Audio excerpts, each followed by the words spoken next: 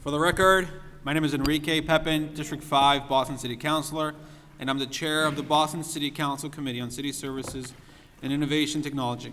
Today is November 12, 2024. This hearing is being recorded. Now, before we start, le quiero decir buenas noches a todos. Mi nombre es Enrique Pepin, yo soy concejal del Distrito 5, represento a Rosendale, Mattapan y Hyde Park, pero le quería dejar saber que esta noche tenemos servicios de traducción en español. So, para lo que necesiten, pueden ir a la mesa ahí atrás para buscar sus sistemas de traducción. Okay, I'm going to go back to English now. Written comments may be sent to the committee email at ccc.csit@boston.gov. It will be made a part of the record and available to all councilors. Public testimony will be taken at the end of this hearing. Individuals will be called on in the order in which they signed up and will have 2 minutes to testify. If you're interested in testifying in person, please add your name to the sign-up sheet near the entrance at the auditorium. Due to this hearing being off-site, we are unable to offer virtual testimony. However, if you would like to provide written testimony, please email our Central Staff Liaison, Karishma, at karishma.chouhan@boston.gov for the link, and your name will be added to the list. If you need bathroom access, please let one of the 2 people sitting at the table to my left know. Today's hearing is on docket number 1206, order for a hearing to discuss food access, sustainability, and the need for a food hub in East Boston. This matter was sponsored by Councilors Gabriela Colera Zapata, Julia Mejia, and Ruthie Louis-Jen, and referred to the committee on August 7th, 2024. Today, I am joined by my colleagues in order of arrival. Councilor Flynn, Councilor Calera Zapata, Councilor Murphy, Councilor Louis-Jen, and Councilor Mejia. Now we will hear opening remarks made by, starting off by our original sponsor of this hearing, Councilor Calera Zapata. Oh, sorry. Gotta remember to pass the mic tonight. I'm so happy to see so many of you here tonight. This is the first time that I've held a hearing in East Boston, and I wanted to take City Hall out of City Hall and come directly to all of you to listen to you and get solutions from this community. Hunger is a prevalent issue here in this neighborhood. It's largely silent and stigmatized. And so I know my office, in partnership with the administration, and we will hear from them shortly, but we've been doing a lot of work to try to find some operational gaps. But before I go into that, I want to express gratitude to the chair. He's no stranger to East Boston, but he lives on the opposite side of the city, so I just want to thank you for making yourself available. Same could be said for many of my colleagues here today from Dorchester, Southie, Hyde Park, and Councilor Mejia from Dorchester. Thank you all so much for your partnership and for being here tonight. And I want to thank all of you as well. You are here because you care about this community and you care about finding solutions to our most persistent problem in East Boston, which is hunger. As I mentioned, food insecurity or hunger is prevalent here in East Boston. We face numerous challenges related to accessing affordable, healthy, and nutritious foods. A majority of East Boston is categorized by the federal government as a food desert. 1 in 3 Hispanic and Latina families with children are food insecure here in East Boston. Hundreds of families seek food assistance every week through the incredible food web web of food access organizations in this community that include the YMCA, the East Boston Food Pantry, Maverick Landing Services, Grace Federated Church, Eastie Farm, Sacred Heart Parish, and many more. We are so fortunate to have these community partners doing great work in the food access space, and I look forward to hearing from them about their operations, any challenges, and how the city can assist them in just a short while after the administration. I do want to shout out the newly created Office of Food Justice under Mayor Michelle Wu and its executive director, is that your title, director? Director Eliza Wasserman, who is here tonight, and she will explain what her office has been doing to strengthen the entirety of Boston's food system, but in particular, East Boston's food system. Together, we work to utilize federal funding through ARPA dollars to acquire a massive cold storage facility in the Newmarket area of Boston for organizations to store perishable food there ahead of distribution. And there was a lot of talk about a potential retail option there, but I'm hoping that a part of tonight's conversation will involve discussing what that might look like here in East Boston as a satellite food hub. I know Eliza's office has also been involved in collecting input from various neighborhoods and is working to identify challenges across the city. We've been in deep partnership, and as part of this work, there have been a couple common themes that have emerged here specific to East Boston. Number one, limited access to refrigerated storage space for food access organizations. Two, logistical issues as it relates to delivery and distribution, including late delivery trucks and over-reliance on details out of the control of some of our food organizations. And three, limited space in general to conduct administrative work or lack of ability of land or buildings to grow their operations. Additionally, it became apparent that limited options for grocery stores in East Boston contributed to the neighborhood status as a food desert, with limited opportunity to buy affordable and fresh produce. And so given these unique challenges, we have an opportunity here to all work together. We're working in parallel streams, and so the city of Boston, what I'm saying, can be a leader in this space to service our neighborhoods and provide affordable, healthy, nutritious foods, potentially through a centralized food hub. So I want to thank you all again for being here, and I look forward to the conversation. Thank you, Chair.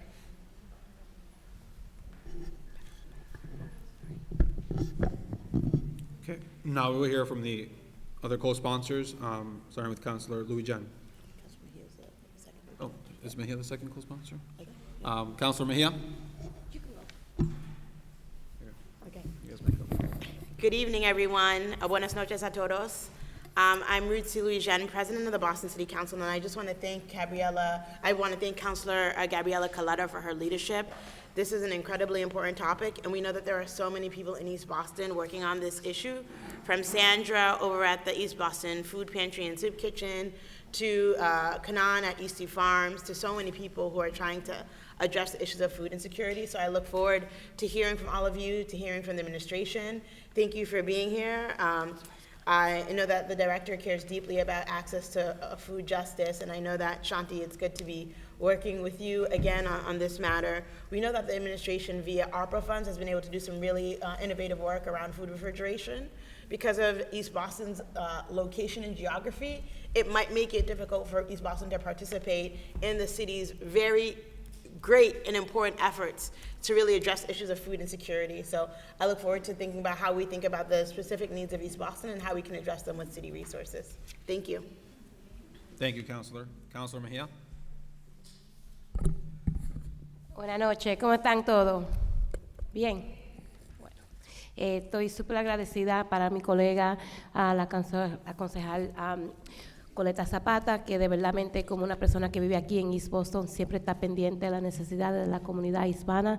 Solo le quiero dar a ella tremendo agradecimiento por traer esta conversación aquí en East Boston, porque sabemos que aquí tenemos una población grande de hispanos y es bien importante que nosotros nos demos, como quien dice, no solamente que vinimos aquí para tener esta conversación, pero para trabajar junto a ustedes. So, les doy las gracias a toditos que vinieron aquí hoy, porque le están demostrando a todos los concejales aquí que esta conversación es bien importante para la comunidad y qué es lo que podemos hacer nosotros como concejales para de verdadmente a desarrollar proyectos y también cómo podemos desarrollar sistemas para que East Boston en particular tenga los recursos que necesitan. Durante COVID, la oficina mía, I should be speaking in English. Ahora, translating. Ustedes hacen tu trabajo, se me olvidó de eso. Good evening. I'm not going to say everything that I just said. I'm going to give you the abbreviated version. I'm really happy to be here, and I want to thank Councilor Coletta Zapata for bringing this hearing, not just to the City Council, but to bring it here on site, in community, and to give opportunity to those who are most impacted to have not only a seat at the table, but to help inform the way that we move. During COVID, in my first term, we realized what food insecurity really looked like. As someone who grew up as food insecure and actually went to the Umana, ended up dropping out of this high school when it was a high school back in the day, I know what it's like to not know whether or not you're gonna have enough food at the table. And so that's from a lived experience perspective. But during COVID, our office worked with nonprofit partners to create what we called the Bodega Project. Was an opportunity to support some of our local small convenience stores and provided food pantry access so that people can get arroz, rice, beans, you know, all the little seasonings that we use, right?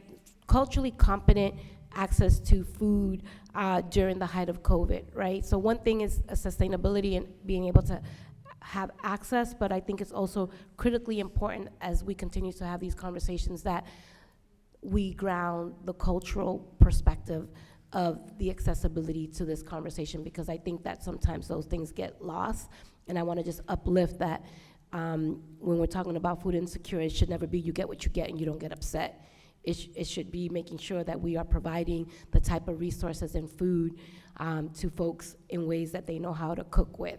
So I just want to name that as one of the things that we want to be able to support. And thank you for being here this evening. Thank you, Councilor. Councilor Flynn?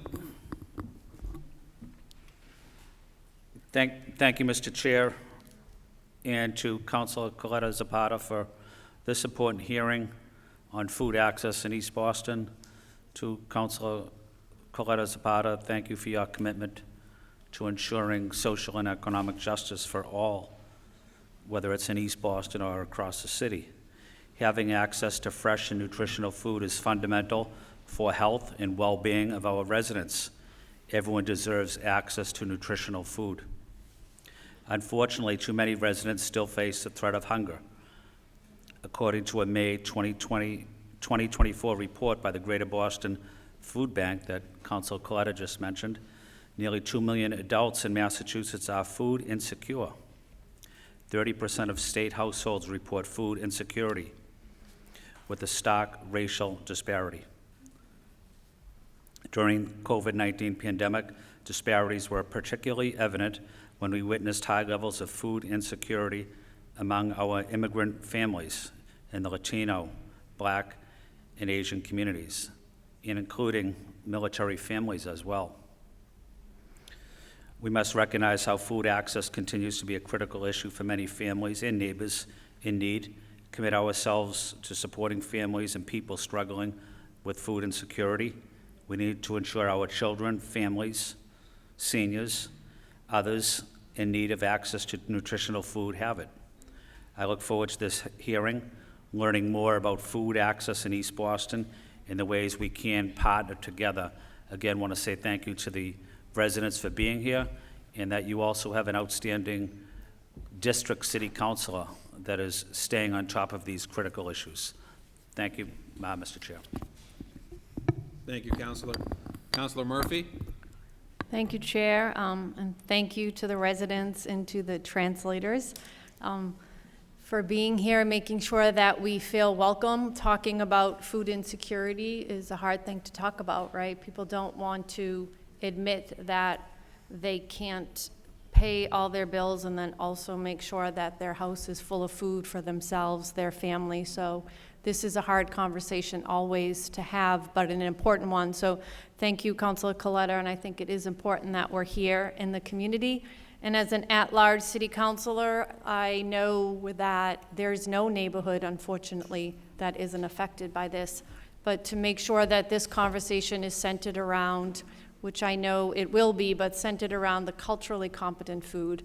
I often think about how Thanksgiving is culturally thought of, you know, the time of food pantries giving back or nonprofits handing out turkeys, and I'm there with all my colleagues and others who like to volunteer that day, but I also often look at that box and think, I don't know if I would know what to do, or if I could turn this box into a meal quickly for my family to enjoy, if it's for Thanksgiving or not. You know, there's this big 20-pound turkey. Do you have a pan to cook it in? And everyone knows that you don't just put the turkey in the oven. Like, do I have the can opener to open up these cans of vegetables that maybe my family doesn't eat? So to make sure that it is a good time to be thankful and to give back, but it's also, for me, a time to remember that people suffer and struggle with food insecurity all year. So it's important, and thank you to the administration. We have, an office that deals with this,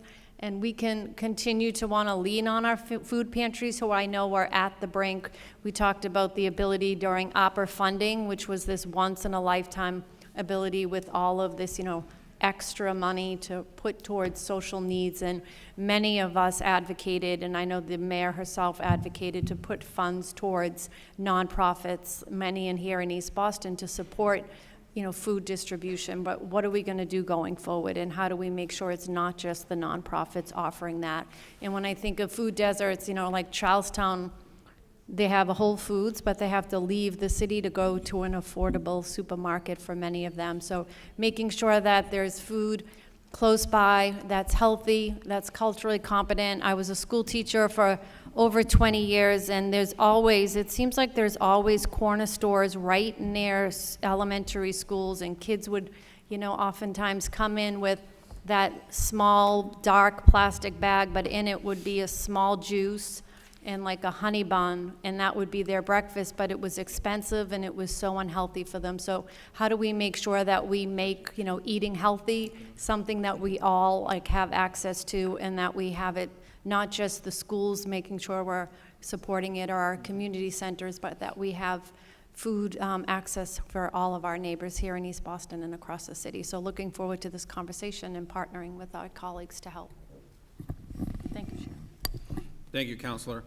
What I'll say is I just want to give a thank you to my colleague from District 1, Counselor Coletta Zapata, for doing this hearing in East Boston, because it is the first one that I do in district as a chair of this committee, and I know that it's a very important topic to her. I represent the other neighborhood that's considered a big food desert, which is Mattapan. And I know that there's a lot of conversations. I think Counselor Murphy mentioned this is something that happens in all neighborhoods, right? But I was talking to Counselor Coletta Zapata earlier today. She told me that East Boston only has one grocery store. And that kind of caught me by surprise, because I was like, why is it that a neighborhood so big with so much diversity only has one store? And it leads you to think that we have a lot of work to do here in East Boston. So I'm just glad that we're doing it here. So glad to see so many faces here. Me da un placer ver tanta gente aquí presente hoy. Gracias por estar aquí. So vamos a comenzar ahora con la reunión.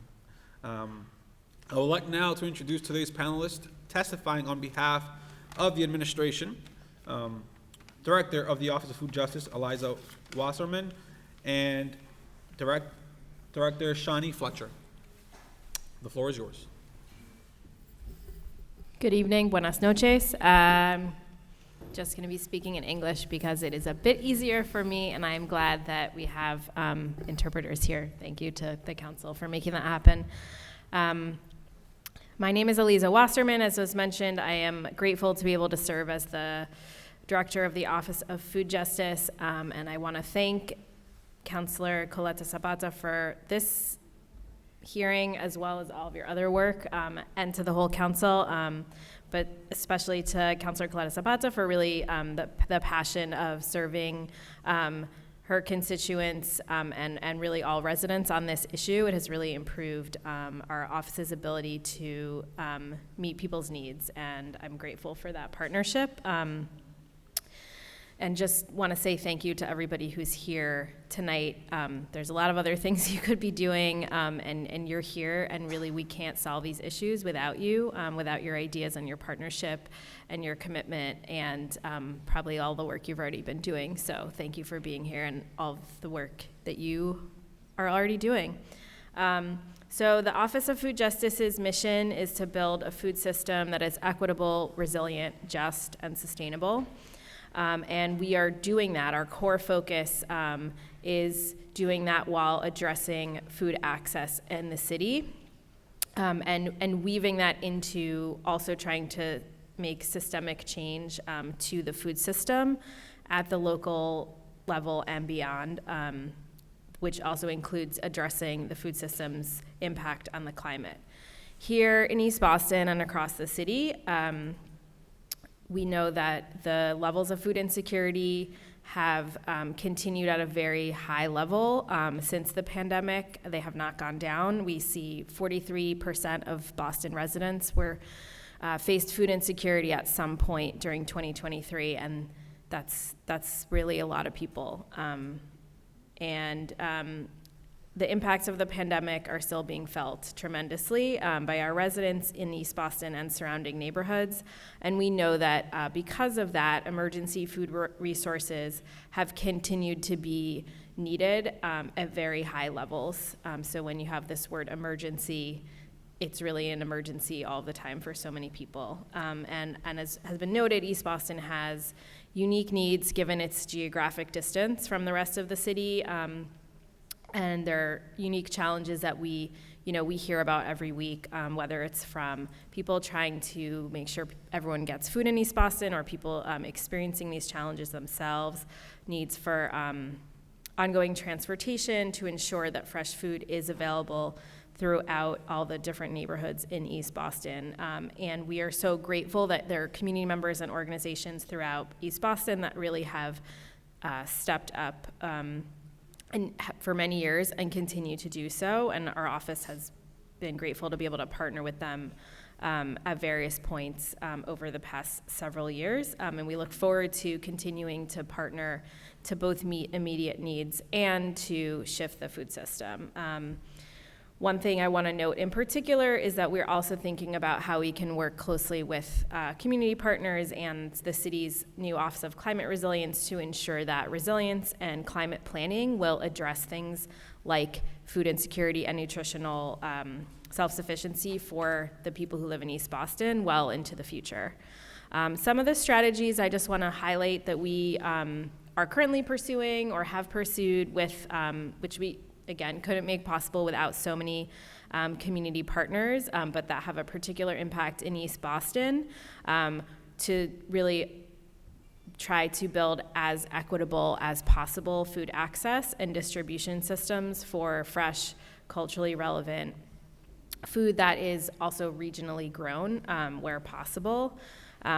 One I will start with is that we work closely with the farmers markets throughout the city, including in East Boston, the East Boston Farmers Market, as well as the other 22 farmers markets around the city. And so due to ARPA funds, we have been able to provide this past year between June and October, a little over $400,000 of fresh food that residents were able to get at farmers markets through the citywide coupon program. Where these coupons were distributed by 33 different community-based organizations and health centers around the city. At the East Boston Farmers Market, which is operated by Neighbor Health, their residents were able to get $37,000 worth of fresh food from the various farmers and other vendors there who, this is also a way to support agriculture in Massachusetts and the local economy and ensure that we have thriving community spaces like farmers markets in all of our neighborhoods. I also want to mention our Double Up Food Bucks program, which we are able to do through federal funding currently, which basically supports people who are participating in the SNAP program to be able to get 50% discount for fresh fruits and vegetables when they're buying them at participating stores. And East Boston, fortunately, has 3 bodegas that currently are part of the Double Up Food Bucks program, all in the Maverick Square area. So at those 3 bodegas, Bella's Market, La Union, and La Sultana, anyone who is basically buying fresh fruits and vegetables with SNAP is able to get 50% discount. And we feel that this is a really important way both to support small businesses as well as give people the choice to buy the foods that they know their family or their household will wants to eat. And since that program started in 2018, just under $50,000 of culturally relevant fresh fruits and vegetables have been accessed by SNAP shoppers at 5 different stores in East Boston since 2018. And so those two programs are part of our strategies to really expand healthy food access, and we're excited that we're going to be we are currently evaluating the impact of this program and working with the Boston Public Health Commission's Chronic Disease Prevention and Control Division to really look at the programs that we've been running. How can we really build on them to create something that is a sustainable approach to making places like farmers markets affordable into the future and have consistency and reliability so that there's not constantly so many different programs that people have to navigate when they are facing food insecurity sort of on top of that. And so that is a planning process that we are currently working with farmers markets and organizations throughout the city, including Neighbor Health is co-leading sort of this planning group. And so we're really grateful to have their partnership in East Boston, and we hope that this process which over the next year of engaging directly with residents and other stakeholders will allow us to build towards more year-round access to fresh regionally grown food, whether it's through farmers markets or direct farm shares or other access points that work with farmers from throughout Massachusetts. I also want to mention our work that in East Boston, we've been able to support through a new grant program called Community Outreach Leaders. One of the groups we've been able to support is Maverick Landing Community Services over the past 4 months to really support them to do peer-to-peer outreach and education about the existing programs that we already people can access and may not know about them. So whether it's the Double Up Food Bucks program I mentioned, or SNAP, or the Healthy Incentives program, or summer meals, this kind of outreach is an important way for people to learn the true information and be able to understand how to navigate these programs that they might already have access to.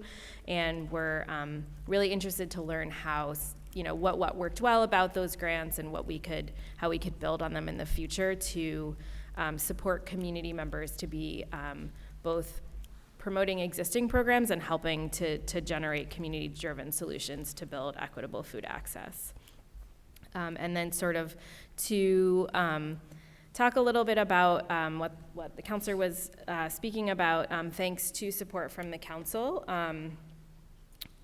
We've been able to work closely around the sort of emergency food access needs. So initially, we were able to directly support 2 food pantries, including the East Boston Community Soup Kitchen last year through federal recovery funds. And based on our learning from that and knowing the tremendous impact that food insecurity is continuing to have, as well as the really significant impact into the future that we see when we have so much food that gets thrown away and goes either to landfills or incinerated, which is causing, is contributing to the pace of climate change. We have been able to learn from those grants, and over the past 2 years, our office has begun exploring how increasing our investment in fresh food, and in particular, recovering food that is safe and healthy to eat and doesn't need to be wasted, could actually help us in the short term address the high rates of food insecurity that our residents are seeing all over the city. So we were able to recently conduct a food recovery assessment, which is going to help guide our work in this area moving forward. We engaged a lot of people in neighborhoods all over the city who are directly receiving food from food pantries and food distribution sites. And we also engaged directly with the people, the volunteers and the staff who run those sites to understand what barriers they face in accessing fresh food and what the city could do to address those barriers. What became clear from all of the surveys and interviews and other engagement is that there really is a lot of opportunity to build on the successful elements of the existing food recovery networks that do exist in Boston and across Massachusetts. We found that some areas that the city could focus on are education across a number of areas. Everyone from residents to businesses that may or may not be donating food, to as well as things like coordinating the folks who work across these organizations, investing in infrastructure, and working to improve how the city's regulatory processes could better support the donation of food safely and the distribution of food. And most importantly, all the stakeholders were involved really underscored the importance of the city playing a role in convening parties across the ecosystem to build an integrated citywide approach to food recovery that does center dignity, safety, and transparency and addresses logistical challenges. In concert with this assessment, we're excited that we've been able to use ARPA funding, thanks to the council, to begin investing city-wide resources to expand access to cold storage, and so refrigeration and freezers on a really, really, really, really big scale in both central and decentralized locations that will help so many people that are trying to distribute food and are doing it, but could access so much more food if they did have this cold storage. And so we are partnering with the YMCA of Greater Boston and a group of nonprofits to develop a hub that Councilor Coletta Zapata was talking about. And we are optimistic that this will dramatically increase access to fresh food for sites across the city, including in East Boston, and an increased volume of recovered food over the next many years once this hub and network is up and running in the next year. And then finally, I just want to speak briefly about, because I was talking about our work, but actually there are many city agencies that are working to address food insecurity and to support food production in East Boston. And so I do want to speak briefly about the work that Boston Public Schools Food and Nutrition Services has been doing to not only provide breakfast, lunch, and supper free of charge at all Boston Public Schools, as well as meals in the summer in each neighborhood, but really the strides that have been made over the past several years to where now there are 100 schools that are actually cooking fresh food from scratch on site. In East Boston, that includes the Adams, Dante Alighieri, the Bradley, Patrick Kennedy, East Boston Early Ed Center, the Umana, and East Boston High School. And this is the result of many, many years of investment in equipment, kitchen equipment, and training for staff so that those fresh prepared meals and culturally relevant meals can be provided to students. As of this school year, at those schools, like what a student would see when they walk into any of those schools, lunch now includes a salad bar with rotating ingredients, highlighting fresh seasonal ingredients like tomatoes and carrots. So that is something that a student can count on every day at a Boston public school, that any of those 100 schools. And for the first time this school year, halal and kosher meals are available at all schools this school year, and there are things like student choice days where students have been able to vote and choose what kinds of food they would like to see in their cafeterias.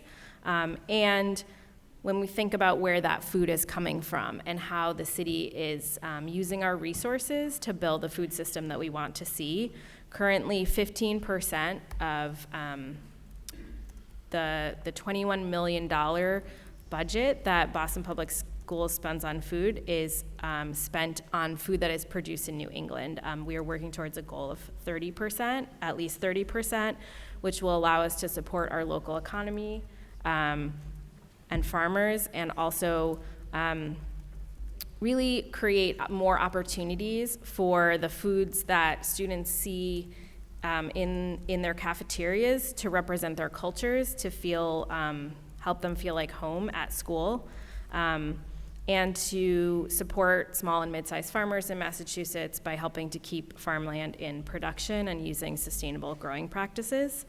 In terms of that food sourcing strategy, BPS is making sure that they spend at least 5% of their food budget with BIPOC producers, and that's an area that we are also looking to expand that percentage and ensure that those menus reflect the diversity of every neighborhood in Boston, including East Boston. So I just want to close and say, no matter what happens sort of at other levels of government, our office is committed to working closely with our partners on the ground to really understand the needs of each neighborhood within East Boston, and to build strategies that better both meet immediate needs and identify solutions that will help us build a more resilient food system for many years to come.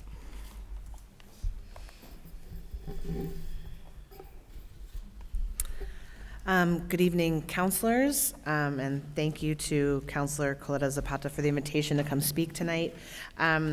Thank you also to the rest of the counselors for having us, and to the East Boston community. And my name is Shawnee Fletcher. I'm the director of Grow Boston, which is the Office of Urban Agriculture for the City of Boston. For those who are not familiar with our work, we provide land and funding for gardens, farms, food forests, and other open spaces. We build raised beds for residents in partnership with the Office of Food Justice. We support the organizations and individuals who produce food in the city of Boston, and we also partner with schools and other public facilities to create food-producing opportunities for Boston residents.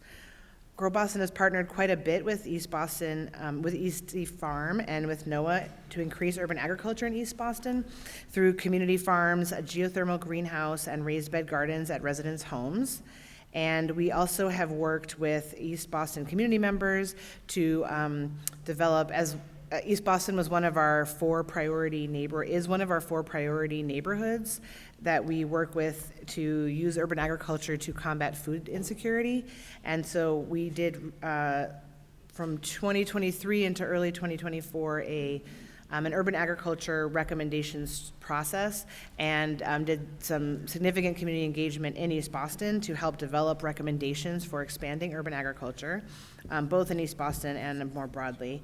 And we also will be soon, in 2025, launching a program called an Urban Agriculture Ambassador Program, where there will be a part-time educator based in East Boston, as well as one in Roxbury, Dorchester, and Mattapan each, to support East Boston gardeners, home gardeners, and community gardeners with education and technical assistance to be able to grow their own food.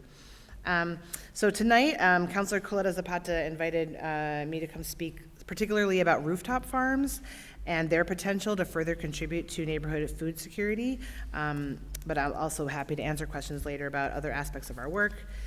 Rooftop farms can be a great way to increase food production capacity in dense urban settings where ground level farming and gardening opportunities are often few and far between.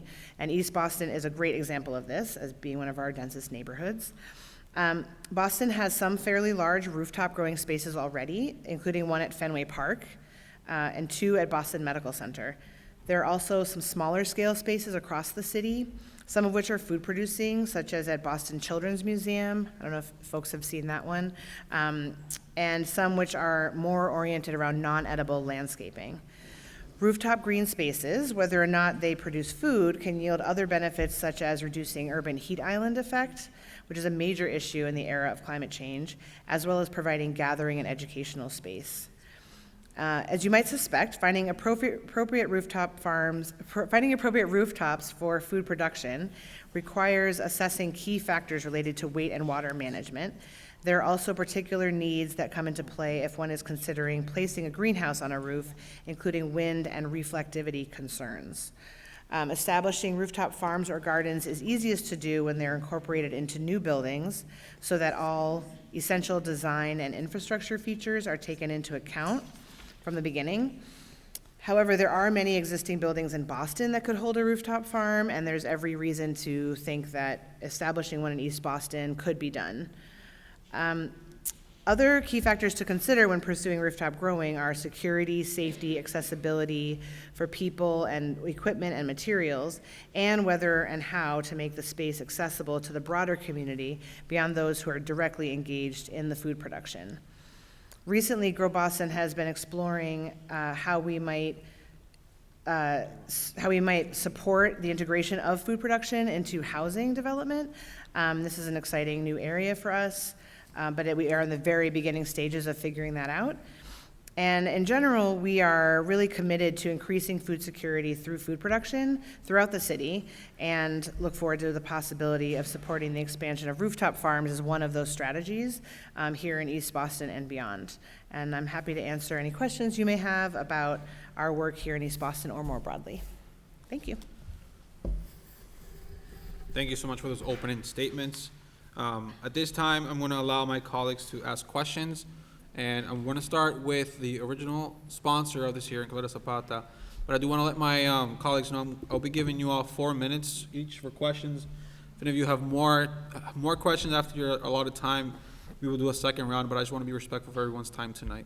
So we're going to start off with Councilor Coletta Zapata. The floor is yours.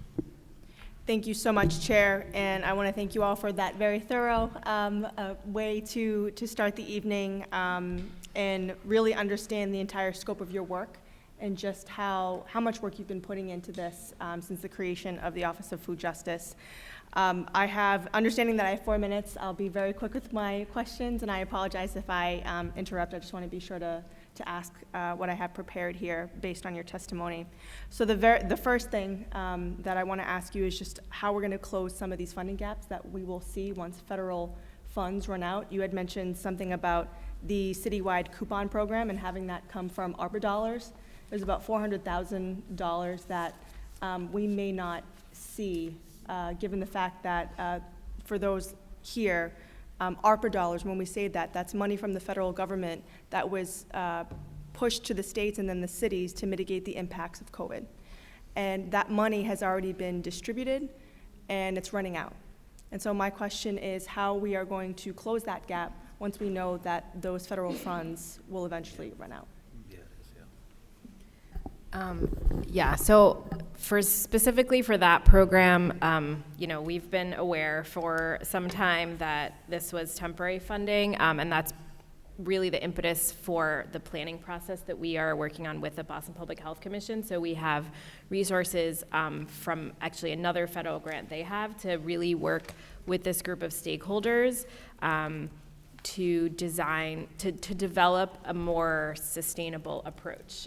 So we don't know what that's going to be yet because it's important that it is co-designed by the farmers markets, who are actually the ones who operate it on the ground, and residents are engaged to determine what that should look like. But part of that process will be determining like how we can fund it, whether it's city resources, external resources, who are the various players that can be at the table to help support something sustainably into the future. So in a year, we will have, by 2026, we will have a new initiative that we will be able to support moving forward.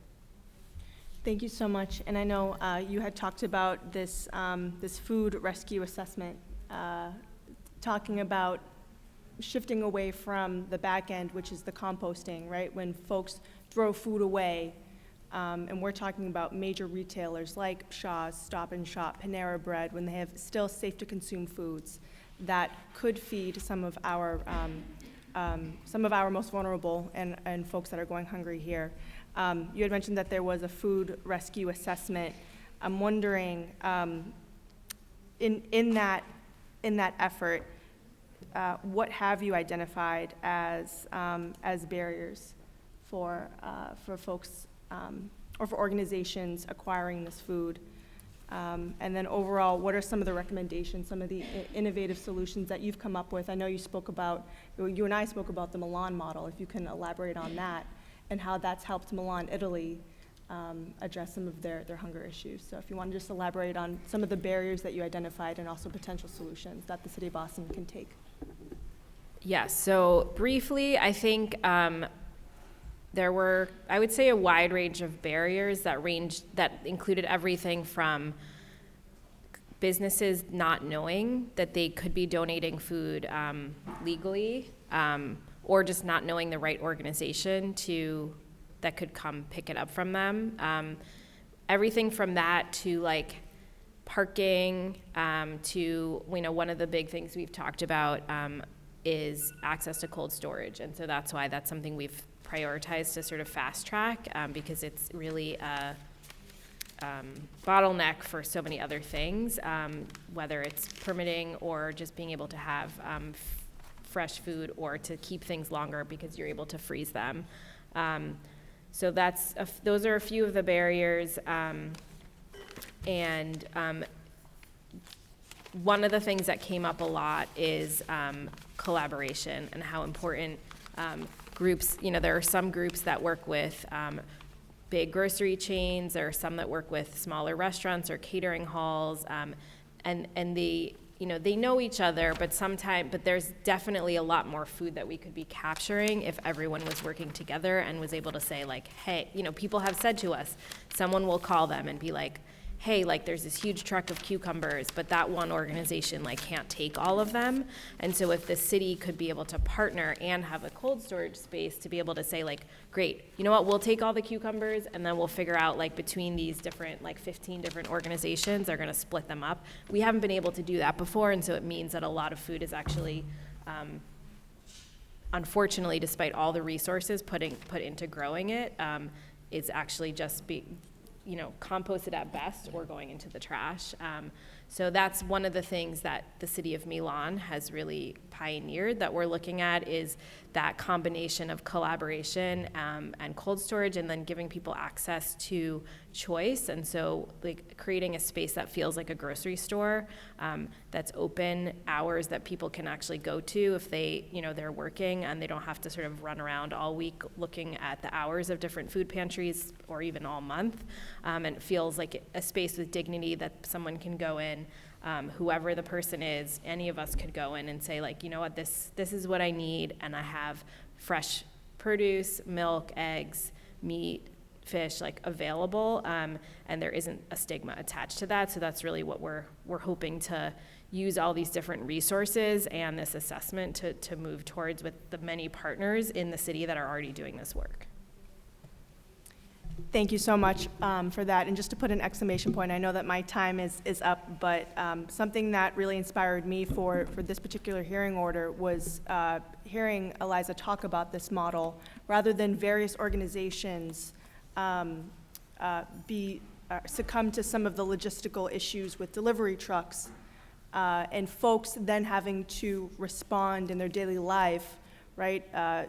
For example, the East Boston Soup Kitchen is only open on Tuesdays. And so if I'm a working person, I have to, maybe not go to work that day, stand in line for hours on end, whereas with a centralized food hub model, you have food that is stored in one place, and folks go there on their own time and can choose what they want to eat. And so there's dignity and choice in culturally competent foods.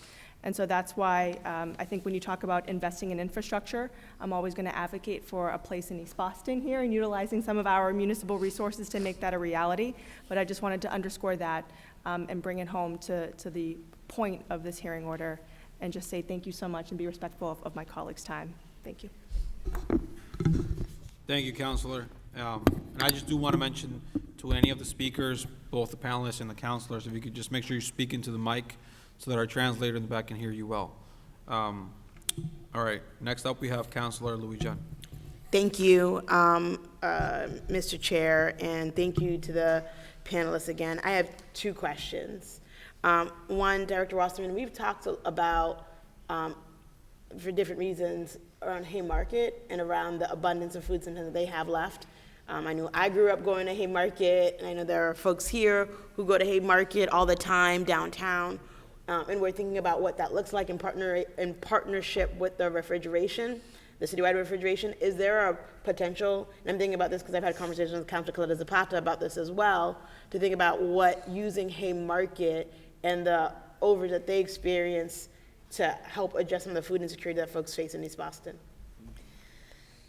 Yes, I think I just got an email about this today, Oh, really? actually. For me? Oh, yeah, No, yeah, yeah. no, yeah, from yeah. someone else. Yeah, So, I know. Yeah, Yes, I think there's a lot of reasons why we really want to, we think that, you know, that is one piece of the puzzle, because there is unfortunately food that is every single Saturday. Right. Doesn't get sold at Haymarket, and so how do we put that piece of the puzzle into this whole puzzle? I think it's really a question of logistics at this point. So there have been, you know, folks starting to work with them and figuring out, like, how do we get the right partners at the table who have, like, the right kind of refrigerated truck, and where does that truck go, and who gets that food? So I would say, hopefully, it's just like a matter of a few months to get all those logistical pieces in place. Great, because it just looks like the geography works pretty good, right? I mean, for the district councilor, I think the geography from Haymarket to East Boston is not that bad, and it could be a really good model. The second question I have is for Shanti. When you were talking about, and Councilor Pippin and I were talking about it a bit, when you were talking about rooftop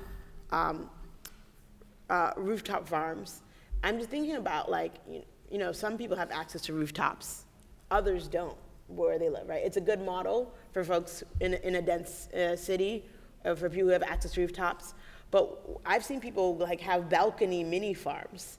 Have we thought about, for people who have, like, balconies or, like, windowsills, like, what does that look like? Even if you're not into that, like, niche of a, you know, area yet, what would that look like for folks? Yeah, that's a great question. Thank you, Counselor. Yes, in a city, container growing and growing in very small spaces is really common, and we have some resources on our website to support folks who are doing that work. And certainly our educational, this new educational resource we'll have with these urban agriculture ambassadors should be able to support people who are growing food on balconies. But yes, you can grow. There's a lot of kinds of food that you can grow in a very small space. You can grow a tomato in, like, a 5-gallon bucket. People can also make use of vertical space and grow, like, a squash, and I've seen some great vertical growing on the ground, but also you can do this on a balcony. If you have, like, a trellis, you can grow food upwards. So there's definitely ways to produce food in very small spaces, and if folks do not have access to the roof of their building, or their building isn't built that way. And as I said, we have some educational resources, and certainly if there are folks out there who are interested in doing more container growing and need more support, they can certainly reach out to our office for that. And by container growing, you just mean growing in, like, small In spaces? well, I mean, like, growing, yeah, as opposed to growing in the ground. Right. Or in, like, a large raised bed, but growing in, like, pots, basically. Or, as I said, 5-gallon buckets, that kind of thing. Okay. Yeah. Thank you so much. Those are my You're welcome. questions. Thank you, Counselor. Counselor Mejia? Now I know why I should have been sitting on that side, but. So I just wanted to start off with, the reason why we ended up doing the Bodega project was because somebody who was undocumented contacted me, and she was afraid to go to the food pantry to get food. In the heights of what we're experiencing right now, all I did was call the local bodega and say, hey, you know, I'm gonna send someone over there, I'm gonna pay for my own money, the person's gonna go be able to pick up some food. When we talked to the city, this was early, I don't think you were there back then, no, this was like 100 years ago. It was only 5. But when we talked to the city did not have the infrastructure to be able to set up a system where you can utilize some of the local bodegas as contractors because of the procurement structures that are in place. I'm curious, since then, I know that there was some sort of program that was modeled during the ARPA funding. Are we still going to continue that program now that we've managed to show what is possible, and curious about the longevity of that? If it still exists, I'm not sure. I know we created it with private funding, but then we worked with the city to help them figure out how they could make it happen for the long game, because this conversation is for the long game here. So I'm curious about that. Especially given everything that's happening right now, I just want to make sure that when folks, when we're talking about food accessibility, there's also the issues of fear, and I just want to make sure that what type of communication is being put out there so folks can feel at ease going wherever they need to go. And then the question that I have is, because there's so much development happening all across the city, I'm curious, what, if any, conversations have you had with the Planning and Development Department in making sure that when we're talking about community benefits, that we're tapping into those folks who are building in our cities and potentially displacing folks who are low income, or people who have lived in East Boston their entire lives and can no longer afford to stay here. I'm curious, from an accountability standpoint, what, if any, conversations have been had with those folks who are doing development, and if we're talking about infrastructure, they would be really great folks to tap into so that they can pay for this. And I'm curious, what, if any, conversations have you had in regards to that?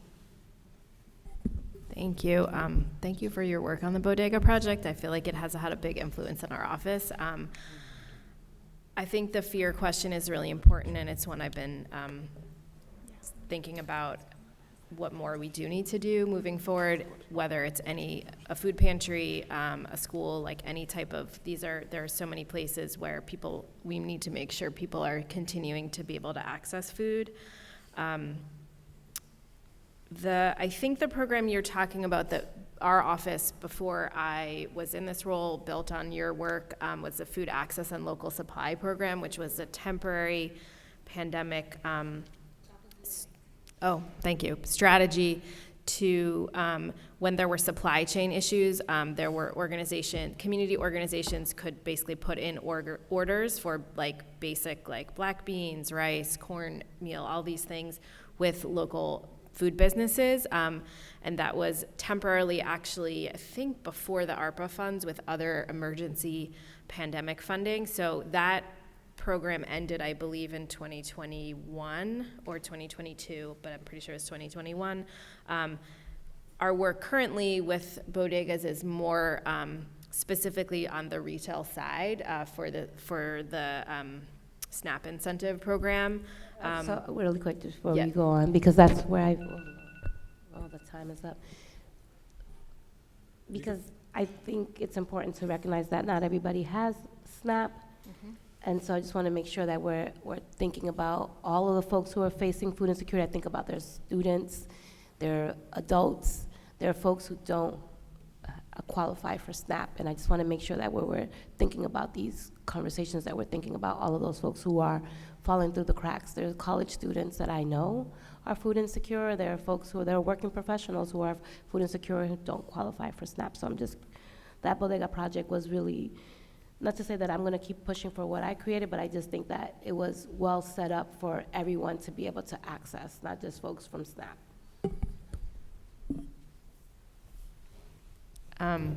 Thank you. Yes. I just want to answer the other question. I would say those conversations have been mostly ad hoc, and it's something we've been talking about building in a more, food access seems like an area where we could build in a more intentional strategic partnership where when there are those community benefit processes for either particular developments or at the neighborhood level where there's like clusters of developments, where we can, make sure that the investments are looking holistically at what the needs are of the neighborhood, and something I'm hoping we can pursue more in the future. And I will just add that we are also in conversation with the planning department about how to think about incorporating food production spaces in large housing developments. Thank you, Councilor. Councilor Flynn? Thank you, Mr. Chair, and thank you to the panelists for being here. Thank you to the residents for being here as well. Also want to acknowledge City Council Central staff for working with the residents on interpretation and translation services. On that issue, I do want to ask the Office of Food Access, can you talk a little about your outreach in the East Boston community to our immigrant neighbors that may speak a language other than English. Talk about how that communication is going, what is going well, and what are some of the challenges, or what could the city council do to help in that regard? So from my perspective, we have been able to, anytime that we are looking to do any outreach about our programs that we work with community partners on, we work really closely with the city's LCA office, Language Communications and Access Office, and they are able to support translation and interpretation for our programs, for, let's say, a farmer's market that we work with, to make sure that all materials are translated, that there is interpretation for any space where we are engaging with, whether it's residents, whether it's like a small business owner. So that has been working really well for us. In terms, and I will say, like the Community Outreach Leaders Program that I mentioned earlier, part of the intentional strategy of granting to community organizations is that they know their communities best, and they're able to address language needs, other needs in the community in some ways better than, because we're serving the whole city better than we can. So I don't actually, I think that like every neighborhood could use additional resources to be able to get the word out. Often we're in the position of communicating, let's say, about a change to a state program, and where we have maybe more access to, whether it's schools or community partners that can provide that information. And sometimes that's an area where I think if we're sharing information about a state or federal program, it can be difficult to make sure that that is communicated in the right way and the best way in all of the languages that are needed. So I think that's something that we could be thinking about more, and especially as as that continues to be relevant. Thank you, and I guess my final question, just talk about the partnership. How critical is it for city, state, federal officials to work together to provide the right resources, to provide the right food access, social services to residents in need, especially our immigrant neighbors? I mean, I would say it's very important. I think, that's something that's top of mind right now, especially with food. I would say the backbone of food resources that are available to residents of our city are federal programs, whether it's SNAP, whether it's the provision that makes it possible that every single Boston public school can provide all meals free of charge, which was not always the case. Those are really the back, and whether it's resources for the Greater Boston Food Bank that come from the federal government and the state government, resources to support food production, small farmers, like these federal resources are kind of the backbone, and a lot of what we are doing is communicating about them, building on top of them, identifying gaps where we can build, community-based solutions.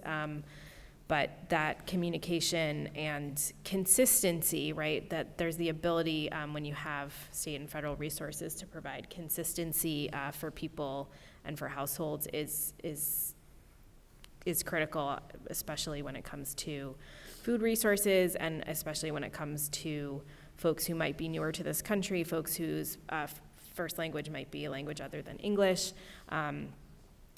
Cities play a really critical role, and we rely on that backbone. Thank you for the important work that you're doing. Thank you, Councilor. Councilor Murphy? Thank you. I have a few questions about data on, do we have the data on who shops at our farmers markets, or who rent or own those plots at our 14 community gardens? Or, because I go to a lot of farmers markets, or when I've been to some of these community gardens, like I don't see that a majority of those people are food insecure, right? So do we have a priority to ensure that people who will use those say, the community gardens, or, are people who need the food to feed their families with, because most people I see are, what is the data? Because oftentimes we see something, but the data may tell us something different. I could say, speaking for farmers markets, the data sort of comes from a number of different sources. Like, what we can access is, for our farmers market coupon program, the way that it works is the community organizations and the community health centers that distribute them are screening their members or their community members for food insecurity, to understand, is it somebody, is it seniors who really need this? Those are specifically targeted to residents facing food insecurity. And we do know that for a number, I can't, hopefully someone else later could speak to East Boston Farmers Market in particular. I know a number of our neighborhood farmers markets, what we have is sales data from vendors, and so we know like a really significant percentage of sales comes from SNAP and from the Healthy Incentives Program, which is what the state program that allows people to get more fruits and vegetables at a farmer's market when they pay with SNAP. So that those programs automatically are screening folks, and so that we know that if a high percentage of a farmer's market's sales are coming from SNAP and HIP, that is actually a good piece of data about who the shoppers are. Some of the markets also do their own surveys. I think East Boston has been doing a survey and sort of better understanding, are we meeting the community needs? How could we better meet the community needs? So it kind of just depends on the data source, what we have. In terms of community gardens, we don't have a way yet to, we don't have access to demographic data for all the community gardens in Boston. 56 of the community gardens are run by the trustees of reservations, and I actually don't know if they how much detailed data they have on the demographics of those populations, but I could certainly check and get back to you about that. But the gardens that we develop currently, and for the last many years, maybe even I think decades would be fair to say, have been focused on the funding that we use to develop those gardens is specifically tied to low to moderate income neighborhoods. So we are, and we don't have, the other thing we don't have is the power to control who, once we have, sold land and a garden is in the hands of a nonprofit community organization, we don't have direct control over who is signing up for those plots, but we do have the control over where we are investing the city's resources in terms of developing new gardens. So those gardens are being established at on city land in neighborhoods that are experiencing high rates of food insecurity almost exclusively. And we also, in terms of the rest of our programming, have been focused, again, on four, the four neighborhoods of Boston that have four of the neighborhoods that have really high rates of food insecurity. And so we are trying in all of our efforts around urban agriculture to direct those efforts primarily, to the great majority of, to people who are experiencing food insecurity. You're the experts on this, but do you feel, because I'm not necessarily advocating that they should go to certain people, but do you feel that those who are experiencing food insecurity and are struggling to pay their bills, that they also could take on growing their own food? And I wouldn't want the assumption, because we're adding more, community gardens is one just a few doors up from me on my street that I live on, that means that, more people who really need food are accessing it, right? Right, like they may not have time, you mean, Right, to? yeah, Yes, of course, yeah. absolutely. And we are trying to make spaces available anywhere that we can, to make things more, so that people who are maybe going to a library can get access to some growing space. But access to growing space isn't the same as access to time, and it's definitely, that's certainly a big issue. Almost a luxury, right, to Yeah. be a gardener. Yes, yeah, I mean, but there are definitely, a large proportion, like I said, I don't have specific numbers, but from what I know, I know the community gardening community pretty well, and there are many gardeners who are people of color, low income, immigrants, which is something we're really proud proud of, and when we have the Gardeners Conference every year, you can kind of see that. But it's definitely a big issue that we don't have totally a solution to yet. Thank you. Thank you, Counselor. I guess I'll give myself some time for some questions real quick. First of all, just thank you so much for being here once again. Thank you for providing your testimonies and for answering so many questions already. My first question is around what role does the city play in ensuring that grocery stores, bodegas are not jacking up the prices because of the lack of more diversity in grocery stores? For example, this past month, NBC 10 and Boston Globe, they talked about the different prices at different Stop and Shops across the city. And they found that some of the prices in Jamaica Plain were more expensive than the prices in Dedham. What role does the city play in making sure that doesn't happen with the smaller stores and the big chain stores? Yeah, so thanks for highlighting that. Shout out to Heights Score Task Force teens for their work on this. They've really gotten it to like national levels of attention, and it's really unfortunate that, you know, this goes sort of unchecked until a group of teens is like really putting the time into it. I don't know. We have looked into this to see if there is a role for the city. I know the state attorney general's office was also aware of what Heights Score Task Force was trying to, you know, get fixed essentially with Stop and Shop. Be curious to learn more if there could be a city regulatory role, but I think there's, you know, definitely things that can be done at the state and federal level that are more responsible for things like prices. Okay. And one more question that I have is, in regard to the zoning barriers for local farms, urban farms specifically, are there any obstacles that they may face in the Article 80 process or when they're trying to create a farm? For example, I just visited the We Grow Microgreens farm in Hyde Park. It's a great local farm. They create fresh produce there. They sell to the local community. However, I found out that they pay a lot more in taxes because they don't meet a certain threshold in terms of acres that they have. So they actually pay more taxes than Allendale Farms pays, which is a huge farm in the border of Jamaica Plain and Brookline. I don't know if you have this answer, but what is the answer to that? How do we kind of change the language in the zoning to make sure that if you want to open up a smaller local farm that may not meet the certain threshold of a certain amount of acres, you're able to do that without having consequences with taxes? Yeah, so farms go through a process with, Article 89 and the comprehensive farm review process. That does not impact taxes in and of itself.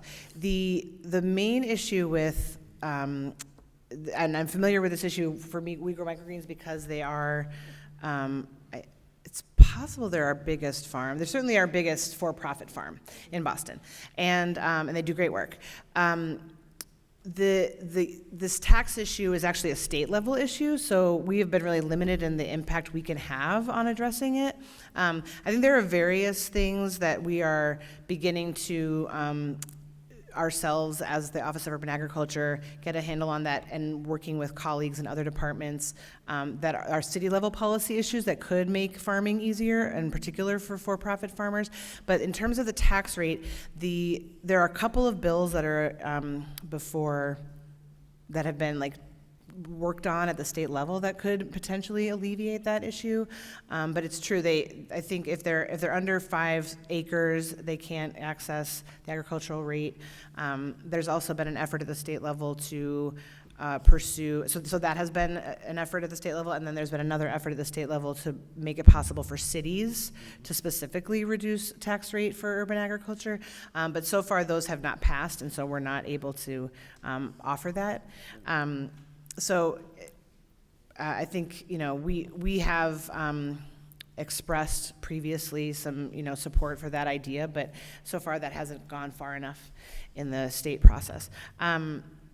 And in terms of, yeah, so I think the zoning is not totally the issue. I mean, there are some elements of Article 89 that can be a little bit challenging, but that's not usually the biggest barrier to urban farming. And the tax issue is certainly not hindered by the Article 89 zoning. Thank you for providing the insight on that. You're welcome. So that's it for me, but I want to ask my colleagues, does anyone have a follow-up question before we move to from the other panel?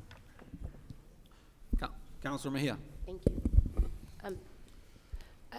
I'm curious because a lot of folks who come from different parts of the world, farming was part of our culture, but then we come here and we don't do it anymore. But it's a natural instinct for many of us, right? And so I'm just curious, like, from a kind of educational standpoint, how do you see your office really creating more opportunities for people to literally not go back to their roots, but that is part of our culture, but we come here and there's no space for that. I know, so creating space for it could help support it, but I'm curious, what else can we be doing? Collaborating with our Boston Public Schools, maybe looking at, I keep going back to opportunities for us to partner up with even the building trades. There are folks, like, if you're looking for big refrigerators, I know that there's like unions that can help support. So I'm just curious, like, how are we tapping into everything that exists? Because I always say Boston is resource rich but coordination poor. We have so many things, but what we have is a hard time connecting all the dots. So I'm curious, kind of like what you all have been doing to help support that work. In terms of the folks being able to farm and grow food for themselves, we have been partnering with the Boston Public Schools over the last couple of years. So we have, they have about 90 school gardens currently existing, and we funded 10 of those last year and are funding this year another, like the renovation and rebuilding of some of the older gardens that have started to fall apart. So we're in close collaboration with them each year, trying to think about, with the pretty limited resources we have, how can we support their work to give children learning opportunities around growing food. We also have been partnering with libraries, community centers, Boston Housing Authority, senior centers. I might be forgetting some, but really trying to think about where there are public facilities that the city has the land already, that there are maybe staff who could be engaged with this work or want to be engaged with this work, and that we can support establishment or the rebuilding, and also like technical assistance support of those gardening opportunities, because we want to reach people where they are and provide opportunities that are free and where folks can learn about how to grow food. The program that I mentioned earlier, the Urban Agriculture Ambassador Program, which will launch in January, is a 2-year pilot program, but we would aspire to be able to figure out funding beyond that. We're starting it off with some ARPA funding, but that program will have a part-time educator in each of East Boston, Roxbury, Dorchester, and Mattapan to work with recipients of raised beds and also other community members who want to get like one-on-one technical assistance and also access like gardening workshops. So that's another big investment we're making in that work. Let's see if there's anything else I can think of. Those are some of the sort of major areas of the educational piece. We have some online resources as well, but those are sort of the bigger investments we're making. Yeah. Oh, we actually are also hoping to build some raised beds at daycare centers, which will be a new area for us, and we're working with the Boston Public Health Commission to do that. Yeah. That's exciting. Did you want to speak to the refrigeration or anything? So, Counselor, Chair, Yeah. is that enough? Or You got 30 seconds. hold there? So I'm also curious if you could just talk to us a little bit about when we're thinking about the long game. I'm going to go back to the infrastructure building here. What can we do on the council to help support some of the work? Because some of it is going to be during the budget process, because I know these dollars are going to run out. Like, so if you had your little wish list here, what would that look like? How can we be helpful in the work that you're trying to do? Because while I do appreciate the growing part of it, not everyone eats potatoes, not everyone eats lettuce.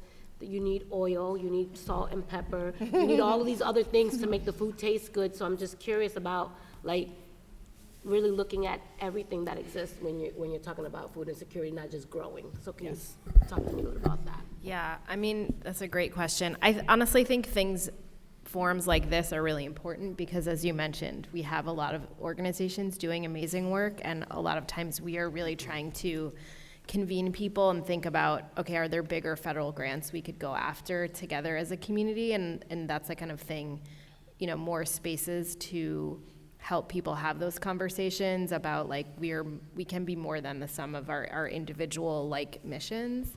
And I think, more depending on where things go with the federal government, kind of really making sure the city has, our priorities, that we can really backstop any places where the sort of backbone of federal support gets hollowed out, or, making sure we are helping people understand that they are safe to go to a food pantry, or that, that we are looking out for each other and making sure that everyone will have the resources that they need, regardless of kind of broader contexts. Thank you, Chair, for allowing me to go. Chair, I have one follow-up. Okay, we're gonna go Counselor Coletta Zapata, then Murphy. Really quick, so we're talking about investments. Thank you so much, Councilman Mejia, for that question. I appreciate it. With the Northampton Street facility and the refrigerated cold storage space, can you just talk about or expand on, because you did mention the YMCA, but all of the partners involved, any challenges that the city encountered in acquiring this facility? And if you are able to share other parcels, maybe in East Boston, that might be considered as a satellite food hub or refrigerated cold storage space that can also act as a affordable retail opportunity for folks. Yeah, so I think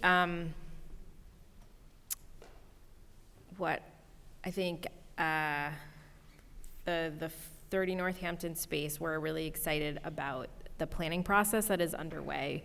There are a number of partners involved. In addition to the YMCA of Greater Boston, they're kind of the anchor of this whole thing, but also ABCD is involved, Neighborhood Food Action Collaborative, Fresh Truck, and there are other folks here who've been, like, starting to get integrated into that conversation. So it's really going to be those nonprofits that are working together to figure out all of the details. I feel like I'm missing part of your question. So so the all of the sort of real estate transaction piece of that, the city has not had any direct role. That has not been something the Y has been. It's really led by the nonprofits. And similarly, kind of identifying other locations that might be part of that network of where the food is going to be distributed, or sort of any grocery store pilot is going to be all of these groups working to figure out, like, how to actually make it work. Because at the end of the day, like, we were able to, thanks to the council, put resources into it, but it has to be workable, and so it has to be kind of led by the folks who are going to have to make it work operationally, financially, like, in the community. So we're excited about the idea and kind of where, East Boston, other neighborhoods that could be part of this at the end of the planning process. Thank you. And really quickly, I will just put on the record that I'm advocating for the grocery store pilot to happen in East Boston. Thank you. Thank you, Counselor. Counselor Murphy? Thank you. Well, there's many, like, non-city agencies that are on the front line of hunger here in the city, like community health centers, churches, our nonprofit community centers that step up and do amazing work. And you touched on the work that you do directly with BPS and Public Health Commission. Are there other city agencies that you work closely with, or that we could think about to partner with, other than those two, to support people who are needing more food? Yeah, so I think the ones that stand out, I mean, probably every agency has some connection to food.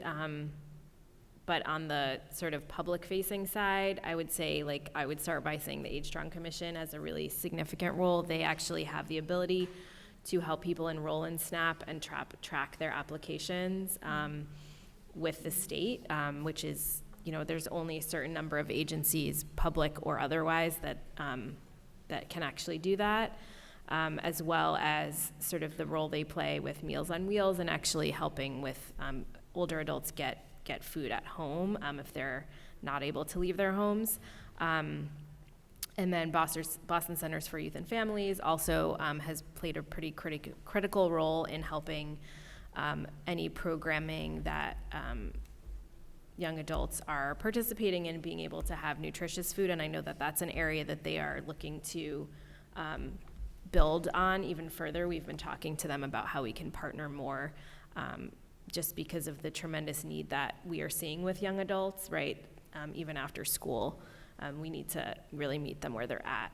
So those two come to mind, and then also Boston Housing Authority has partnered significantly around access to space to grow food, as well as hosting a lot of food distribution sites in partnership with organizations like the YMCA of Greater Boston, and especially during the pandemic, was a really critical partner in making sure we are looking at food insecurity experienced by public housing residents. And so I think there's a lot of potential there as well. Thank you. Okay. I think that's it for Q&A for this specific panel. So thank you so much for your time. Thank you so much for coming out to East Boston. Yeah. Thank you. Absolutely. All right. At this time, we are going to now transition over to listen to a community panel testimony. We will hear from Wendy Zinn, Maxwell Chesem, Juan Camillo, Kathy Field, Roseanne Bongiovanni, Kanan, Hugo Herrera Suarez, and also those who were invited but are not here, Sandra Nijar and Roseanne Bongiovanni. I believe Councilor Coletta has a message from those that are not here, so I'll give her the mic first and then we'll go into intros. Thank you so much, Chair, for allowing me to just read into the record a message from Sandra Nijar, who is the East Boston Community Soup Kitchen Executive Director, from her and her Board of Directors. It reads, Dear Councilor Coletta Zapata, Gigi, thank you for inviting us to be on this panel for this very important community hearing regarding food insecurity.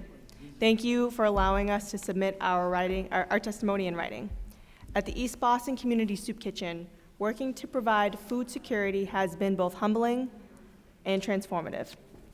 As we strive to meet the needs of over 600 households weekly, our role in food pantry distribution on Mondays, providing hot meals to our unhoused neighbors on Tuesdays, connecting them to social services, and working towards opening a winter warming center has underscored the essential impact of our work in the community.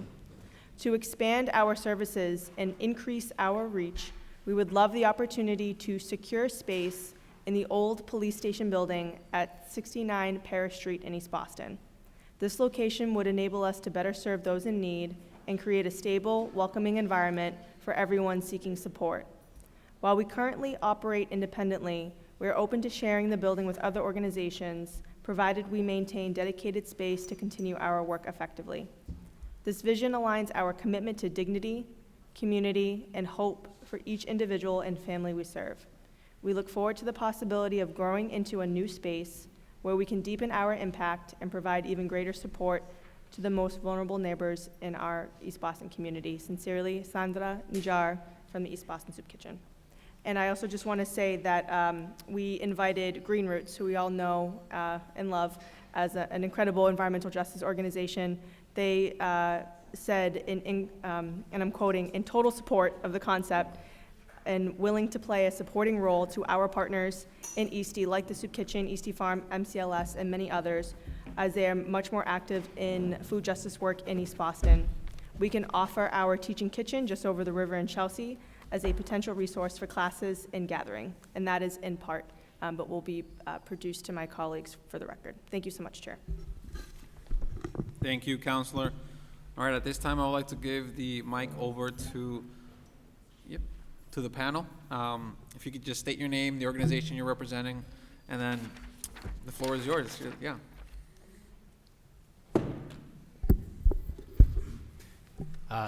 I'm Max Cheesem. I'm with Maverick Landing Community Services.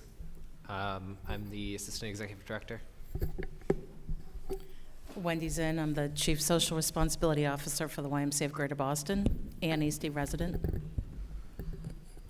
I'm Kathy Field from Neighbor Health, and I'm the Director of Health Promotion and Service Programs. Hi, I'm Joel Seidner. I'm the Food Program and Farming Program Manager for Eastie Farm. Buenas noches. Good night to all. My name is Juan Camilo Saavedra. I direct the Department of Food and Nutrition at La Colaborativa in the city of Chelsea.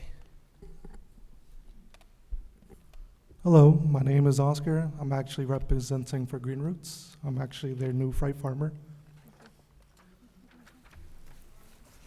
Nice. Not sure who wants to go first. We'll talk a little bit about if you have any presentation or if you want to give any opening statements.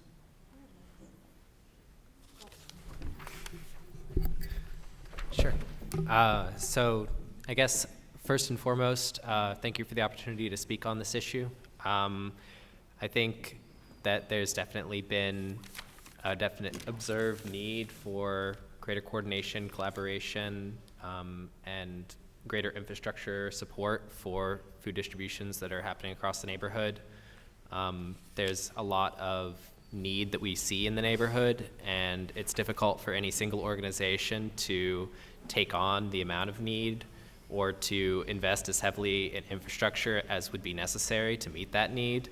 And I think having some kind of distributed model where that infrastructure can be provided either through public funding or through collaborative efforts is really necessary to address the scale of the problem that we see. So in that regard, I think this is really an important conversation to have.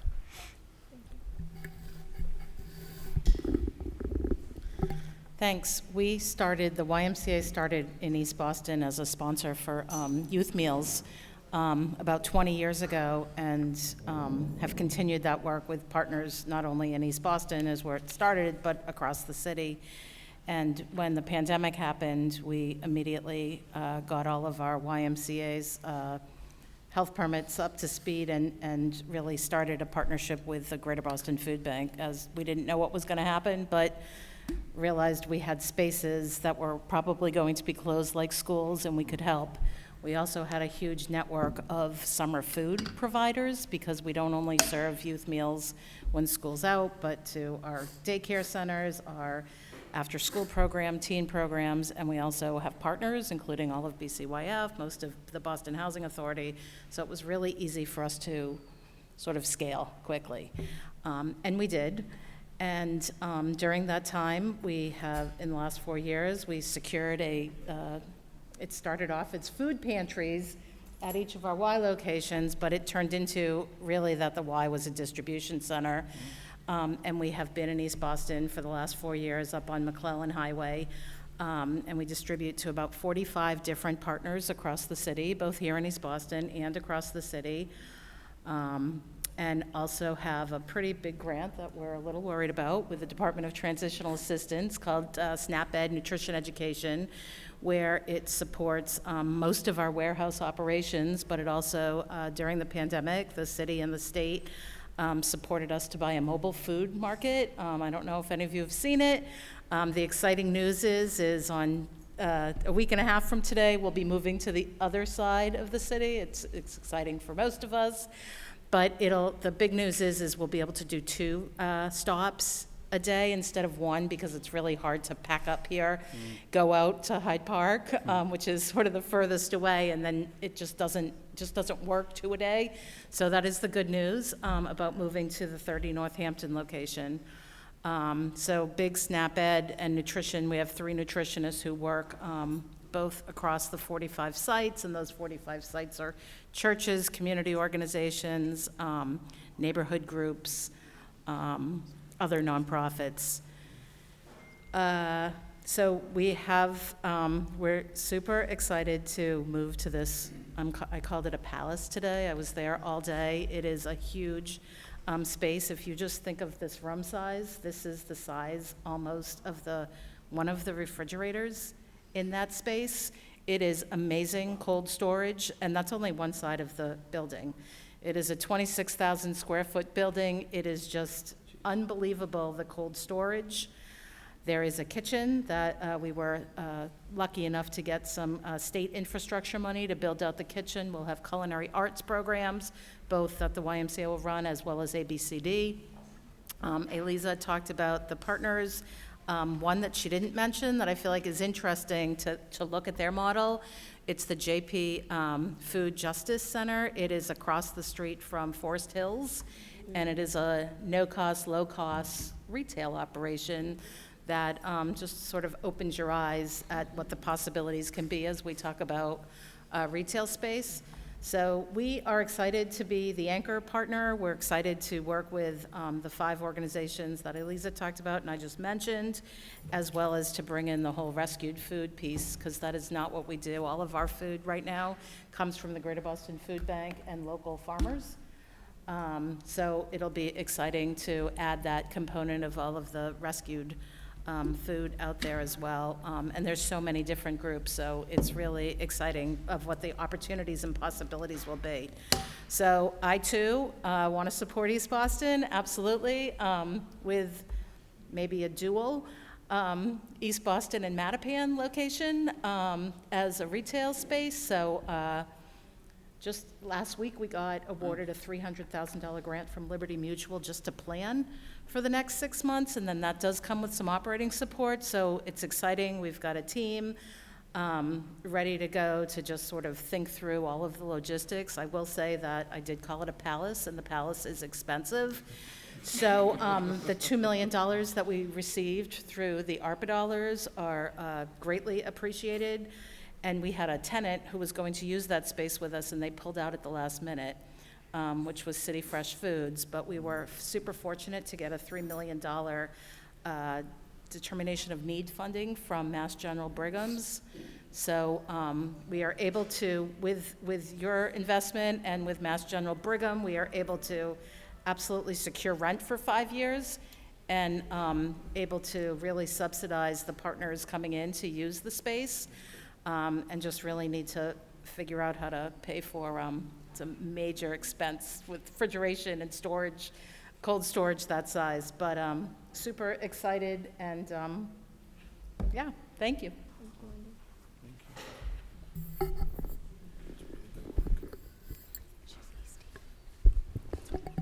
Hi, I'm from Neighbor Health.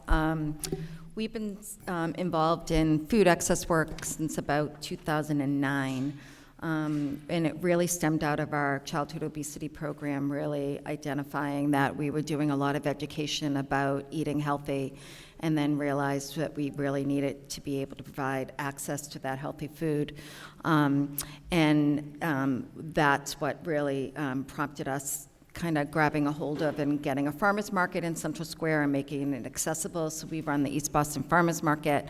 We have a CSA program. And we have a community wellness garden, and we also have a food pantry.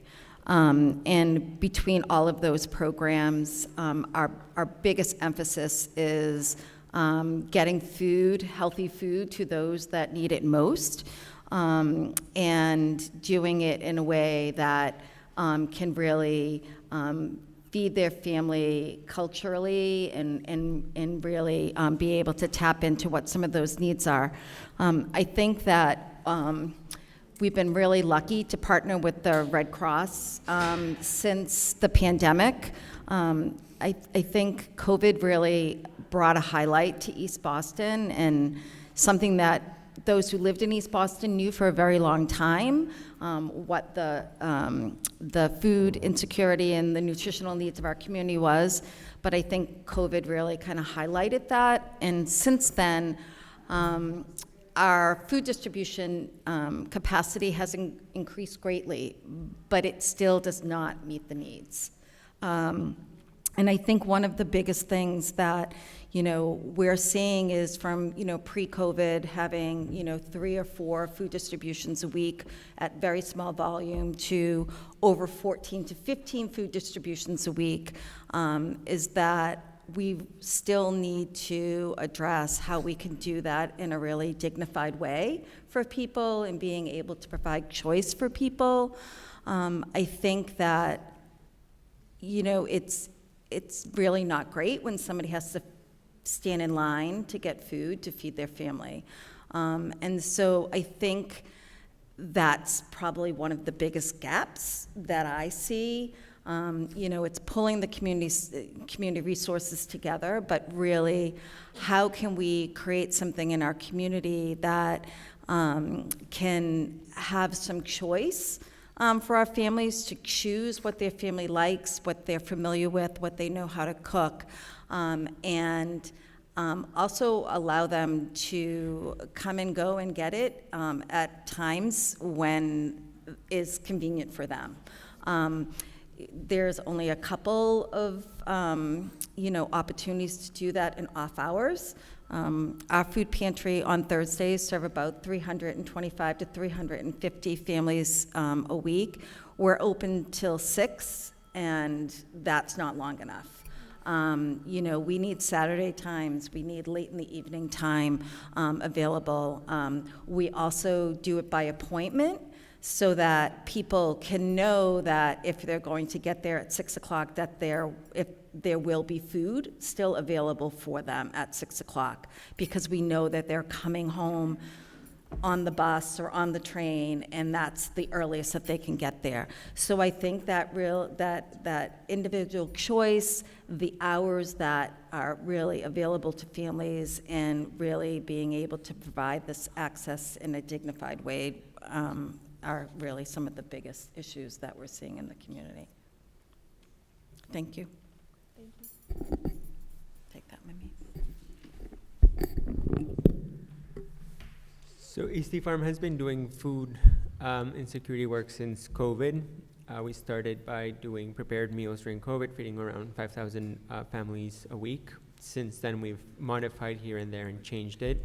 We mostly just run a CSA and have done free food distributions. Our focus is exclusively on local grown fresh produce. A lot of food pantries have preserved goods, dried goods, beans, canned items. And so we focus on bringing into East Boston fresh local produce of high quality. One of the main issues is, standing in line. Fresh produce is available in Massachusetts in the summertime, and as we've noticed, the summers are getting hotter. And it's really unfortunate to be able to have people that are elderly or have little kids and have places to go and people to take care of, standing in line for hours to get produce, or feel rushed to be able to get there and not have food run out on them. So being able to have a dignified way of distributing food that is more accustomed to people's schedules. We've had people come in and be not sure whether to cut line or not because they have to go back home, and they're between cooking lunch for their family and taking care of their kids and their neighbors' kids. And so being able to have a source of food where people can pick it up at whenever it's comfortable for them makes a lot of sense. And then also on the farmer's side, we have short growing seasons. Being able to have freezer space extends the season beyond and allows people to have nutritious local food into winter months. So being able to have freezers is really important to be able to have more produce then. Farmers are a lot of farmers now are of immigrant descent, and there's a lot of recent immigrants that are becoming new farmers, and they're growing a lot of the produce that they grew back home and that feed our communities. And so being able to support them, I think, is equally as important. and, having models like CSAs where the bags are ready for them to pick up, and it's produce that are grown by farmers of similar places of origin, are also sort of creative ways that East Farm has started to sort of create a more, a less stigmatized and accessible food resource for East Boston. Thank you. First, I want to thank Councilor Coleta Zapata for bringing this issue to the table. I think it's an issue that is so important. We see the need as organizations continuously, especially our immigrant Hispanic communities that represent a big part of these communities in East Boston and in the city of Chelsea. To now go through some of the points that I guess we all agree and how the need of food is so relevant and prevalent in our communities. La Colaborativa, we've kind of figured out this community food hub model similar to what is being discussed here tonight. We've been able to invest in storage. We've been able to invest in increasing our distribution capacity. We've been able to form some strong partnerships around food recovery and food rescue. And this has allowed us to distribute food to folks who are eligible to SNAP, who have SNAP, mostly families, immigrant families in the community. We are serving approximately 1,500 folks a week, distributing 5 times a week. We are able to move around 40,000 pounds of food on a weekly basis. And I am confident and proud to say that the food that we are able to provide for the families at no cost and with no registration required, except for Tuesday's distribution, is food of high quality. This capacity that we have been able to gain is through investment in trucks to rescue the food. We are close to a space here in the greater Boston area that is very important to discuss about. It is the Produce Center in Everett. The amount of food that is being discarded or not used is it's a lot. And so we've been able to tap into that space, create partnership with some of those commercial vendors, and bring those foods to the families who are in need. In addition to this initiative, we've invested in a community kitchen, learning kitchen, for folks to learn how to prepare and cook these foods in a healthier way. And so some of the things that we've noticed at La Colaborativa is, yes, people do want access to healthier foods, and we make sure that that happens. But when people are facing food insecurity, it doesn't matter if the food is grown in California or if it's grown in Massachusetts, although it is a very important topic. The amount of food that is being wasted with this food system that we have at the national level, we need to make sure that that food is recovered. And we have agencies like Food for Free, who is present in the room today, and agencies like La Colaborativa, who are looking for continuous support to ensure that the service to these families is ongoing, weekly and daily, and all year round. And so I invite the councilor sitting here on the table to come and visit the model.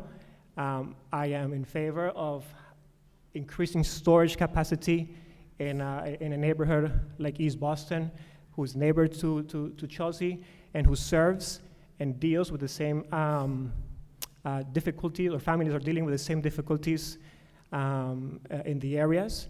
And so I think it will be a very beneficial visit and collaboration, and we would love to showcase what we are doing at La Colaborativa. I also appreciate the question from Councilor Flynn. These services need to be comfortable to folks who we're serving. So everything is done in bilingual, in multiple languages as well. And this creates trust. Also, the continuous schedules and preventable schedules are something that needs to be taken into considerations. We talked about the issue of time and how families need to save as much time as they can. And so organizing distributions in a way that is reliable and continuous has been a key focal point for our families in Chelsea to know that they have food on that day that they can come. And I think the project that was discussed around Milan is kind of already happening here in the city of Boston. I think it's not new. Boston is and is creating multiple innovative ideas. I think it is a matter of supporting those ideas, creating long-term funding for those who are already tackling some of these issues, and exploring new ideas. And one that I would like to bring to the table is this initiative called Comedores Sociales de Bienestar. It's a well-being communal spaces where the City of Mexico has around 400 comedores sociales where folks can come and pay a very low fee to get warm meals. All this organized by the City of Mexico. It is being, the city is hiring local cooks in different communities and different neighborhoods who are known, giving them employment and providing meals that are culturally relevant with flavors that folks and families enjoy. And so a lot of initiatives, I think as a Latino as well, we tend to look at initiatives that are in, I guess, not aligned with some of the countries that we come from. And the countries that we come from are also doing very interesting initiatives around food security and nutrition that are worth considering observing, not just considering those who are being applied in Europe or other places as well. And so I invite you guys to check that project. I think it's worth considering. Thank you.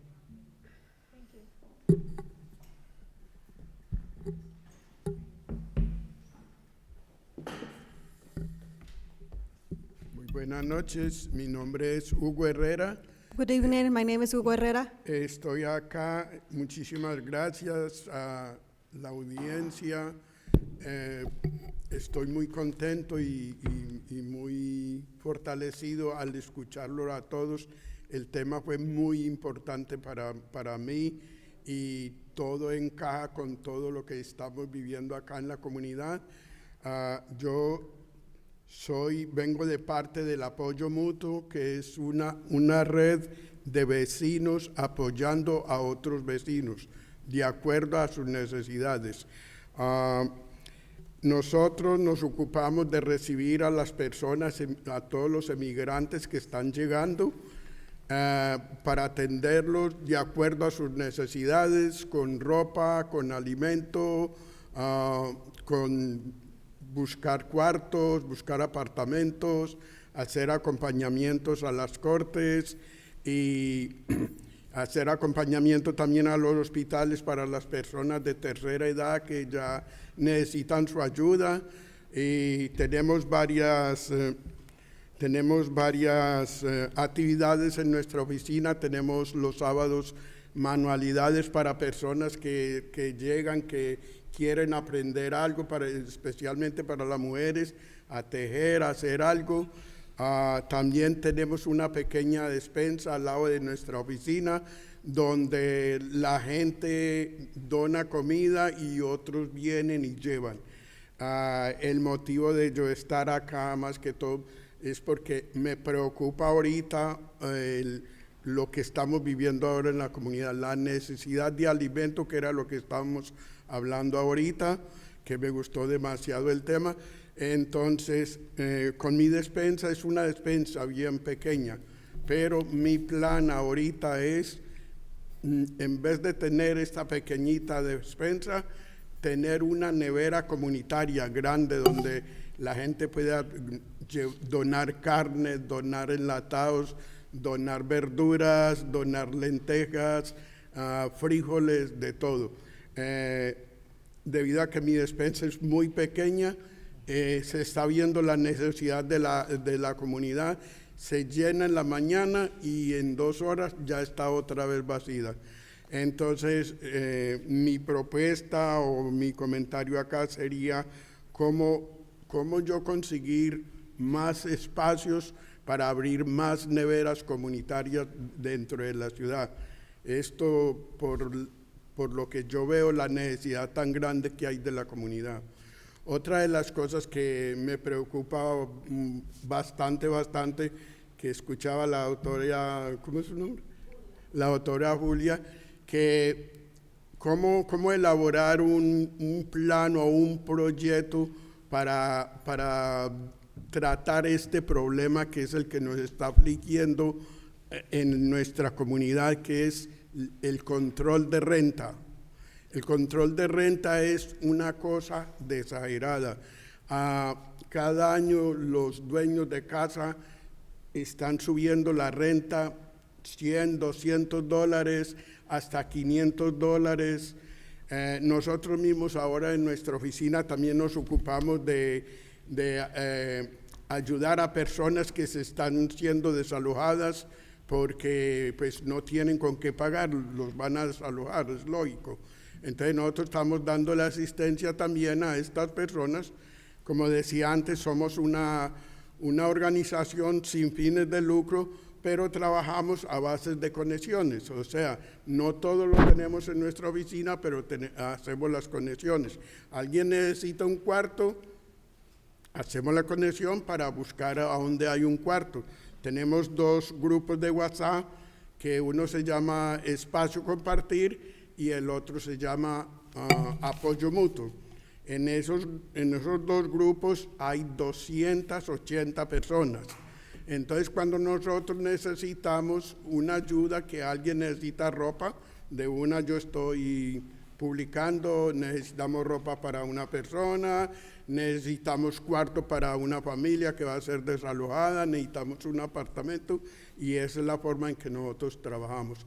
Entonces, como decía antes, a mí lo que más me preocupa en estos momentos, yo amo esta ciudad, porque yo llevo 14 años de vivir acá en esta comunidad y me encanta mucho ayudar a la gente necesitada, a la gente pobre, a la gente que verdaderamente no tiene nada. Entonces, la pregunta sería cómo elaborar un plan, a ver cómo, primero que todo, bregáramos con este problema tan grande que hay dentro de la comunidad de East Boston, que es el control de renta. Creo que eso es todo. Muchísimas gracias. So thank you for having this hearing here. Thank you for listening to me. And yes, I was listening to the topic that everything fits in. So I am a resident. I've been living here. I'm also part of the nonprofit organization Mutual Aid. We are a nonprofit that helps people with their needs, and we help recent arrival immigrants. We help them with whatever they need, with clothing, with food, or if they need shelter, if they need a room or an apartment. We also accompany them. We go with them to the court. We go with them to the hospital, accompanying people from elder people. And we also have a very small distribution place near the office. We distribute food on Saturdays. That's part of the mutual aid. And we also have another activity that we do with, especially for women who want to learn how to knit or sew and whatnot. So talking about this food distribution near our office, where a lot of people donate food, and then some people come and pick up their food and go. But one of the things that concern me right now is the food insecurity. That's a topic that we've been talking about. As I said before, we have this really tiny refrigerator where we put the food there, and the need is really, it's great because we put food there, and in 2 hours, that fridge is empty. So we have meat and beans and everything. So this is a tiny refrigerator that we have there. So one of the things that I would like to see is to have more refrigerators spread around the neighborhood so that we can help more people. So another thing that concerns me a lot that Councilor Julia Mejia mentioned is how can we come up with a plan about rent control. That's an issue that's concerning a lot of people, that the rent is so high, how the landlords, they increase the rent. So $100 up to $500. And what our organization does is try to help people that are being displaced. Obviously, they don't have the money to pay for that rent increase. So we're trying to help them and to connect them with the resources. You know, if someone is looking for a room, then we make the connection. We will hear there's a room available. We actually have 2 WhatsApp groups. One WhatsApp group is like open space, and the other one is mutual aid, and we have about 280 people there. So whenever someone needs something, they just post it there. We need clothes, or we need shelter, a room, or whatnot. So we help them with that. So another thing that concerns me is because I'm a resident. I've been here for 14 years. I love East Boston. I love helping people, poor people, people that don't have anything. So my question here is, what would be the plan? What can we do to put rent control? How to put an end to this? Thank you.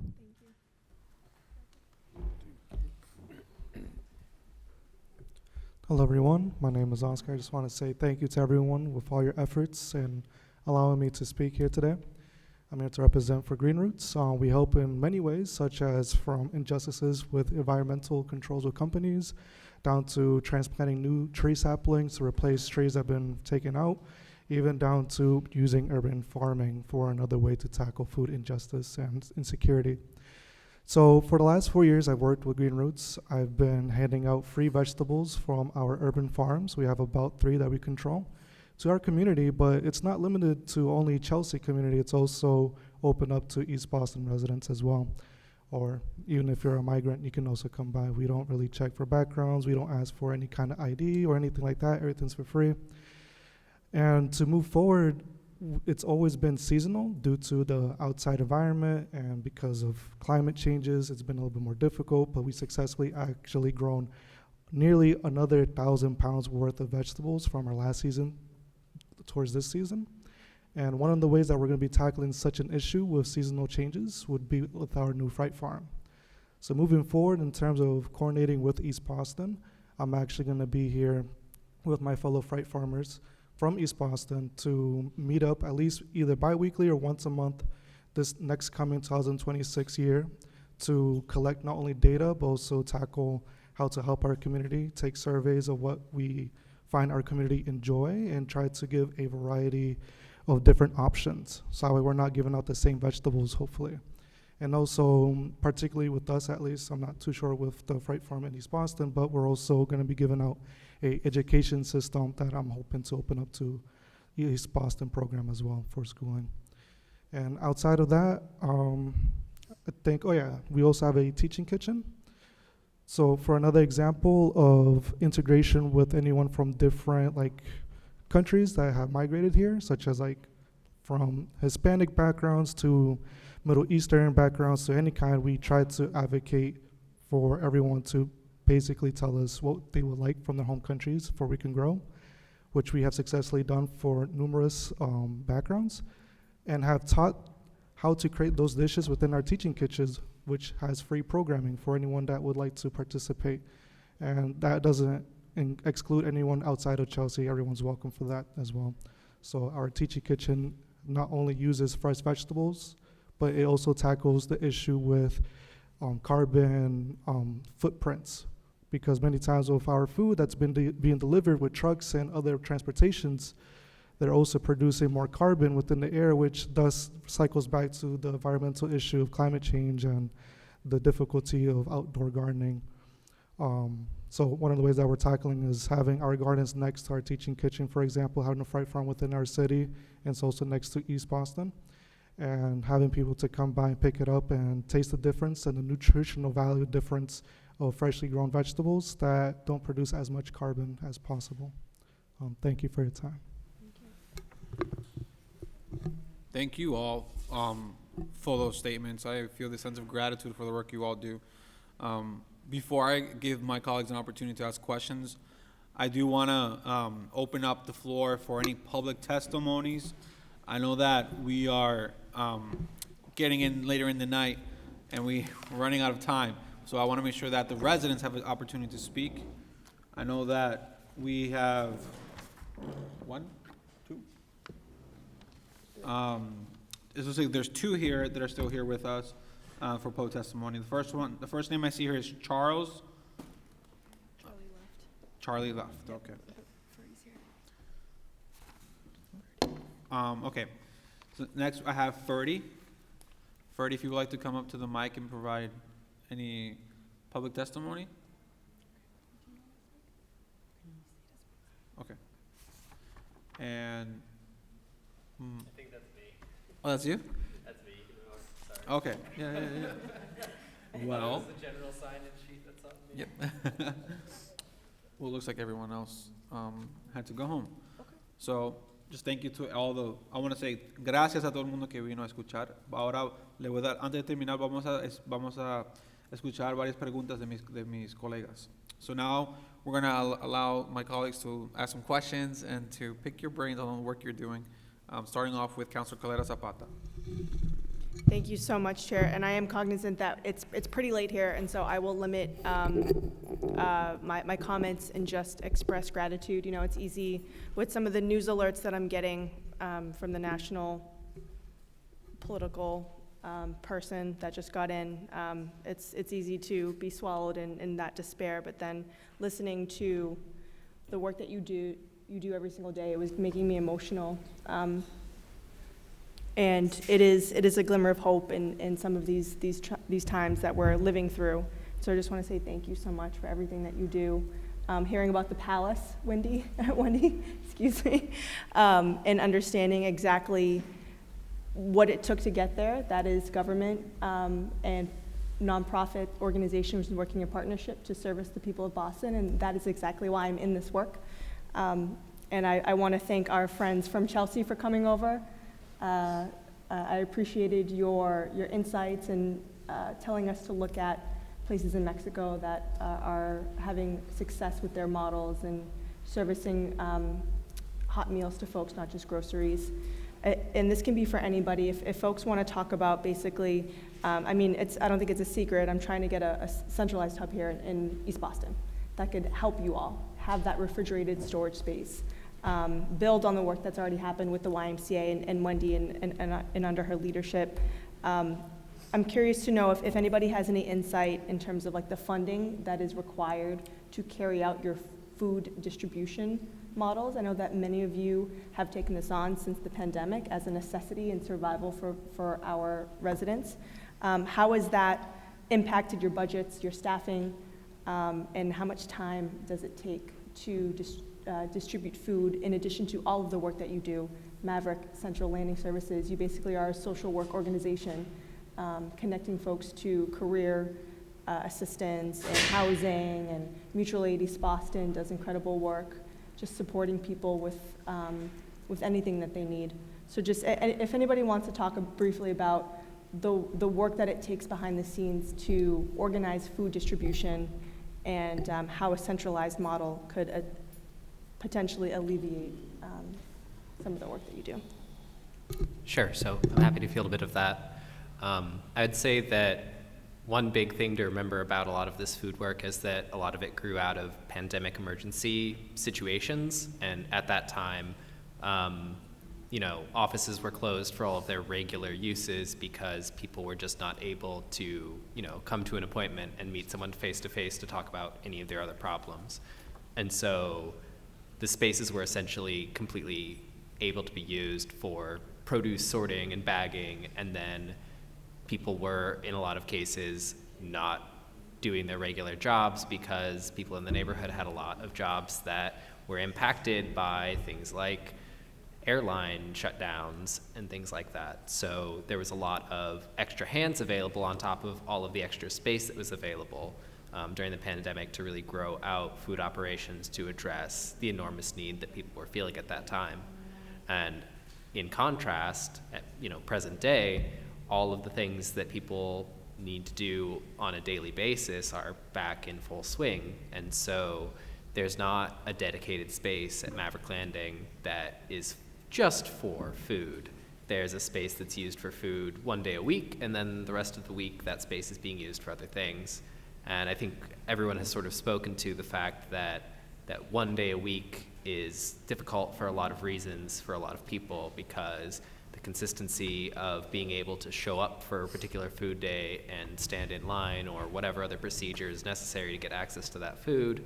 Obviously, that's a big commitment, both from the staff on site and also from the people themselves that are receiving the food. And if you end up standing in line for an hour or 2 hours to receive a bag of food, then is that the best use of your time? Is that the distribution that makes the most sense to stand in line for? There's a lot of people who have to make those kind of decisions. So I think that having sort of a centralized food hub that can be open more hours is really important in that regard. But I would also say that for our work in particular, because we're situated directly on the Maverick Landing housing development, we have a lot of ability to do delivery directly to people who might not otherwise be able to leave their houses very easily. And that can actually be a much more efficient model when you think about it, especially where the need is really concentrated, because if you're going to do delivery to a bunch of addresses within an apartment building, you can deliver bags of food at a rate of like 1 every 2 minutes or something along those lines. We're able to do over 70 deliveries to the Maverick Landing housing units over the course of about 2 hours because they're so close together relative to each other that if you have a list of addresses, you can just hit them one after the other and get all the bags out to the people that need them very quickly. And so I would say that keeping in mind the proximity of people in need to each other and to the site of food distribution is really important as a consideration, because consolidating food distribution into a single location means that you consolidate all those lines that are really inconvenient in a single location. And so any plan that involves bringing food to a central location needs to also be thinking about how that food is ultimately going to get back out to the people that need it. And that last mile consideration is often the most difficult one to plan around for a variety of reasons. And so whatever model is ultimately adopted needs to really give due consideration to how to make sure that everyone is able to get access to that food, and thinking about how to diversify the ways that they can access that food in as many ways as possible to prevent there from being logistical difficulties or like traffic jams, essentially, of people trying to access the food all at the same time. Thank you.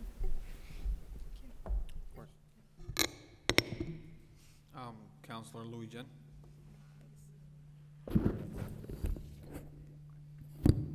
Thank you, and thank you again. Thank you again to all the members of community for being here. I have 2 questions. One, Wendy, you were talking about the food truck that the Y is hoping to expand from East Boston to the Y in Hyde Park. No, we have a mobile food. It's a mobile food market, so I sort of think of it as it's a lot of fruits and vegetables, but there's some staples on it as well.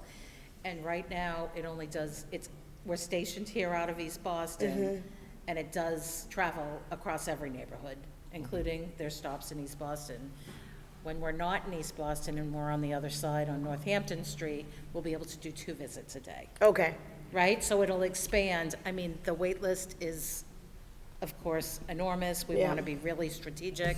And I will say that we've ordered a second one, and it'll exclusively follow the Mass General Brigham health van across the city of Boston, so that there'll be groceries with the health van. Yeah, the reason why I asked that question is, as a Hyde Park resident, I know that the Fresh truck also services outside of the Hyde Park Y. I see them quite often, so I was just wondering sort of like what would be supplanting, if like would be in the place of something else if not, but okay, I understand that. And then it does dovetail into the next question, which is, how do you all work together? What are the opportunities to work together? And what do you perceive having this Eastie Food Hub as a greater opportunity for you all to collaborate, servicing very similar populations, but obviously not enough, given that there's such still deep food insecurity? Shout out to Eastie Farms. I know has a community farm right across the street that I toured and was amazing, but we're still not able to meet the full needs. So what does coordination among the groups that are addressing food insecurity look like, and like how do you think like a food hub could be helpful? I think this goes to Max's point of having like a centralized location would have some benefits, but also not. During COVID, there was a lot of community members that had available time. The 5,000 meals that EC Farm was distributing at that time was distributed with a network of volunteers, just private people in private cars going from house to house, giving out food. Once COVID ended and people were able to get back to their lives, the sense of distribution became much harder. Last year, we were able to get a grant from MDAR, local farm purchase agreement, which we were able to buy produce, almost $500,000 worth of produce from local farms and then distribute it free. Maverick Land and Community Service was one of our partners within East Boston. It was one of 3, which we were kind of serving as a food hub. We were bringing in the food into the greenhouse at EC Farm, which is the only site for office space, classroom, CSA packing, food distribution. And then from then it would come in one truck to Eastie Farm. We would load it up into our pickup truck and then deliver it to the different sites, which is kind of a model that we're following with our CSA of being able to do like bulk deliveries to different locations. One of the things that I think community organizations like ours are so good at is being on the ground, knowing the different neighborhoods, having an ear to the ground and knowing the needs, being able to get the word out and getting the people in. In my view, I think it's good to have a centralized location where people can go to at their own will, but then having connection to the different organizations to then either do distributions, organize with neighbors. Maybe there could be like distributed sites amongst neighbors, and having that connective tissue between the organizations to see where the need is and what the different expertise are, and then also being able to work with the community to help get the word out and sort of collaborate as neighbors. Thank you. I think that a centralized food hub or food storage would be beneficial for the area. I think that increasing the amount of food that comes into the city or into the neighborhoods will require that centralized hub to find a way to distribute it.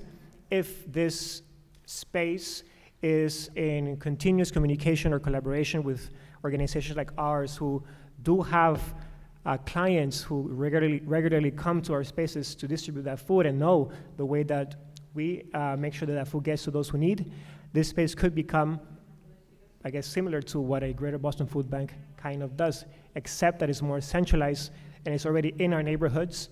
Some of our organizations have ways to pick up food, if that's the case, or another way that is extremely beneficial for us is having that food delivered to our distribution space. And so, to the first question about funding and scale of operations, for us to be able to move 35,000 and 40,000 pounds of food on a weekly basis, we require 3 full-time staff, the help of approximately 50 to 60 volunteers.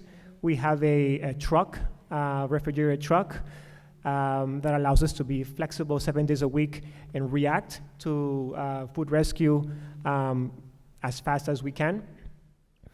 We have space for approximately 50 refrigerated pallets and 10 frozen pallets. And so without this infrastructure, it would be impossible to serve the amount of folks that we have, no? And so we rely on a mix of grants that are from federal to city to state, and obviously from private foundations as well, to cover all of these needs. And so we rescue approximately 65 to 70% of the food that we distribute, but the other 30 to 40%, we have to purchase it. And as EC Farms, we have been able to get certain grants that allow us to purchase foods to cover that amount, no? And so the logistics of it is pretty intense. It's not just bringing food, storing food, getting the food out, and having systems to make sure that the food gets out in an equitable and fast, efficient way. Yeah. I think a common theme that we're hearing is staffing resources, right? It's bodies. I think that getting the food to East Boston in a centralized place is a great first step. But I also think that we need to also be looking at how do we get it out to the person who needs it from that place as well. I think, Neighbor Health is doing our food pantry out of our Community Resource and Wellness Center. So the day that we do our food pantry, it's an entire day of 15 staff people. Instead of helping people with raft applications, we're doing food. So it's doing one thing instead of the other. I think that we really could benefit from a place where the individual that needs the food can actually go to, rather than just bringing it in and then everybody still doing all that work. Moving food around, how many times do we want to move that food around? We're lucky that the Red Cross delivers our food to us every week, but unloading and packing and distributing, it's 10 hours to do that, of many, many, many people supporting that. So that's where I think it becomes more sustainable, is cutting down with how many people have to touch it and move it. Thank you. Councilor Mejia? Thank you. Thank you all. This is the best part of the panel, when we get to hear the people, the practitioners, if you will, who are actually doing the work. And I'm going to be going to Wendy's Palace. That's what I'm going to be calling it right now, Wendy. We're all going to go take a field trip to the YMCA, because I think we have a lot to learn in terms of how you all have managed to leverage all of your strategic partnerships, because I think that you have really looked at who are all the stakeholders and the role that they can play in helping to create this space. So congratulations. I know it's not an easy thing to do. So I am going to be going to your palace after next week at some point. Go to the floor.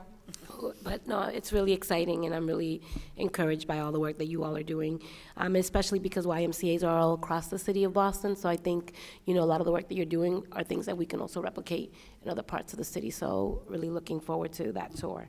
I'm inviting myself there. And I just want to give a shout out to the collaborative, La Cooperativa. Durante COVID, we worked, our office, we got a lot of referrals from you all. We sent a lot of people to you because we just did not have the capacity, especially around the language, especially with the Latino population. You guys really filled in. When our office we were at the seams. We didn't know where to go. So I just want to say thank you all. And then Eastie Farms, and I think it was Mutual Eastie.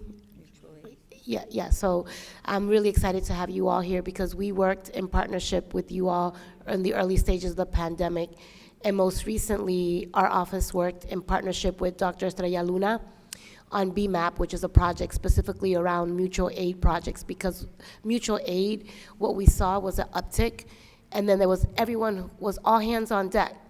And then COVID, like you mentioned, everybody went back to their lives, and that level of support with that died, right? And well, not died, but it just became harder, and then the nonprofit organizations had to step up. So I'm curious from a sustainability standpoint, especially with the mutual aid concepts, I'm curious, how are you all as nonprofit organizations still functioning somehow in the mutual aid space? I think Eliza actually spoke a little bit to this, talking about the Community Outreach Leaders Grant. So we've been working actually specifically with Mutual Aid EC, but also just conceptually, that grant's about trying to uplift people in the community who are interested in doing the work, but don't necessarily have the kind of infrastructure and support around them organizationally to be doing that work on the regular. I think there's a lot of people in that kind of position in the community.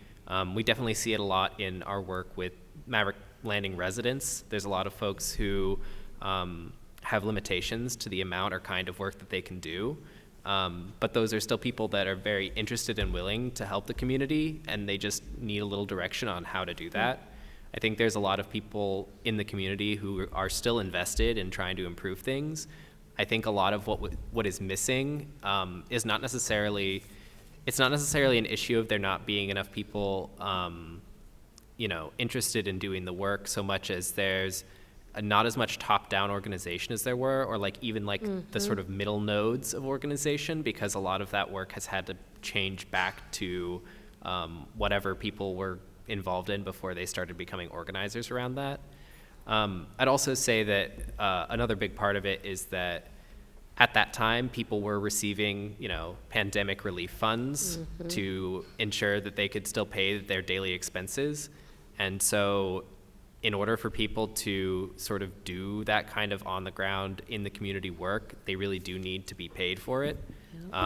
So I think that also kind of goes back to the earlier point about there just needing to be money for staffing, but that staffing doesn't necessarily need to be at any one of the particular organizations. That staffing is jobs for community members that are underemployed or unemployed. A lot of people are doing gig work because they just don't see any other way that they could make ends meet, but there's a lot of opportunity for finding ways to employ people in the community to help their own community. It doesn't have to be a situation where nonprofits are like the saviors. It can be a situation where people are doing the work for themselves and for their neighbors to improve their community. And that's, I think, another big aspect of how a hub can be helpful, because it can be sort of a collaborative community project that everyone's invested in instead of being like under some particular organization's banner. So I want to put that on a remix, because I think that idea that nonprofits, or even just elected officials, or even city government, that we are the end all and be all, when in actuality, the greatest resources are the people who we serve, right? They're the ones who know what they need. They know how to grow it. They know how to distribute it. They know who needs it most. So I think that tapping into our residents is the biggest resource that we can have, and that's what we saw during COVID. I'm gonna just say two more things, and then I'm gonna not hold you all hostage. I think somebody mentioned around this accessibility that sometimes it's just once a week. One thing that we noticed is that for elders in particular, they had Meals on Wheels, but it was only Monday through Friday.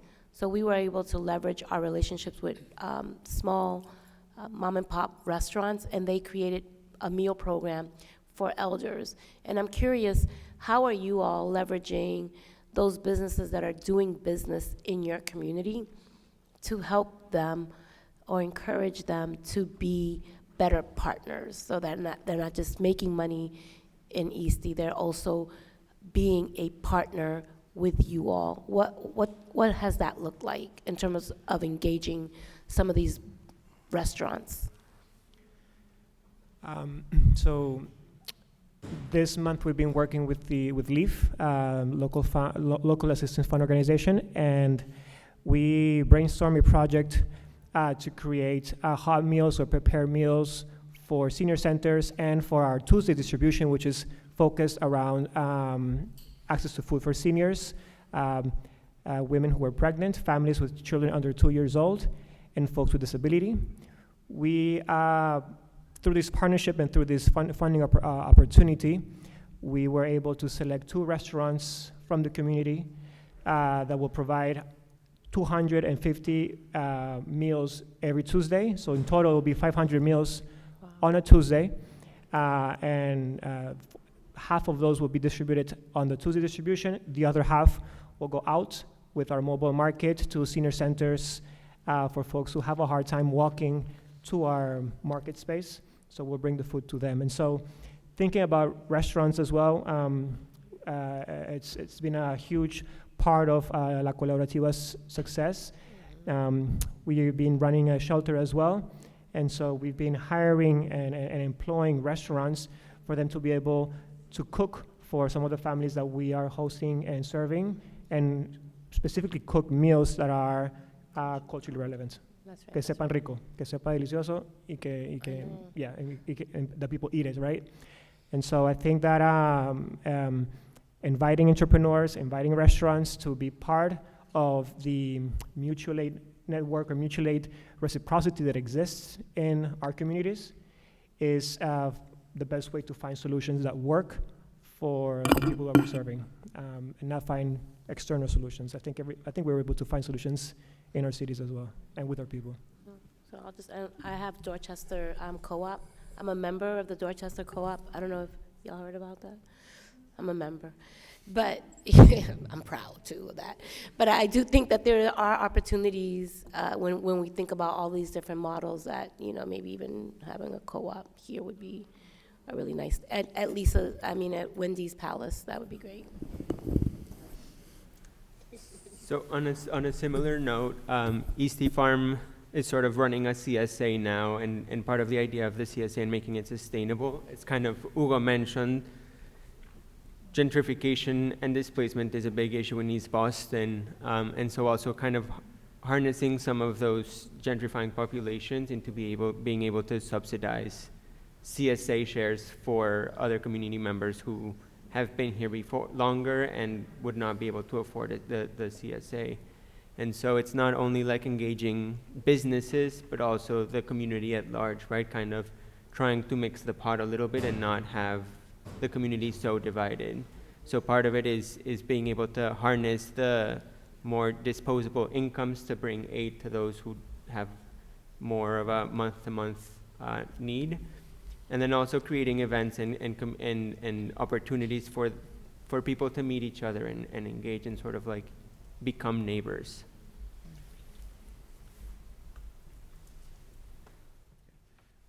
Councilor Murphy. Thank you to all the panelists and to the questions my colleagues have already asked. A few things, what's sticking out to me, and I think something I've seen over these years as a counselor being at different nonprofits and food distribution centers across the city, is the need for more storage, cold storage, and which means space, but also means electricity, like you were saying. The palace is there, but keeping it running, and also expanding the times.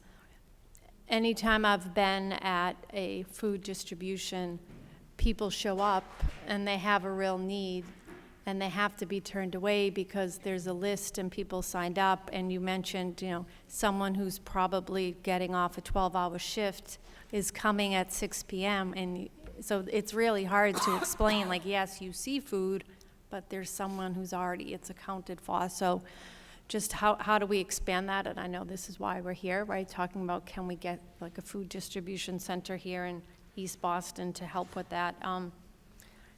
And just thankful for all you do, and just the thought about how, you always had the need to feed people, but I do believe that we're in a different space since COVID, and many, the health centers and the Y and these other nonprofits now, it's a full-time job for more than 1 or 2 staff members, maybe even more.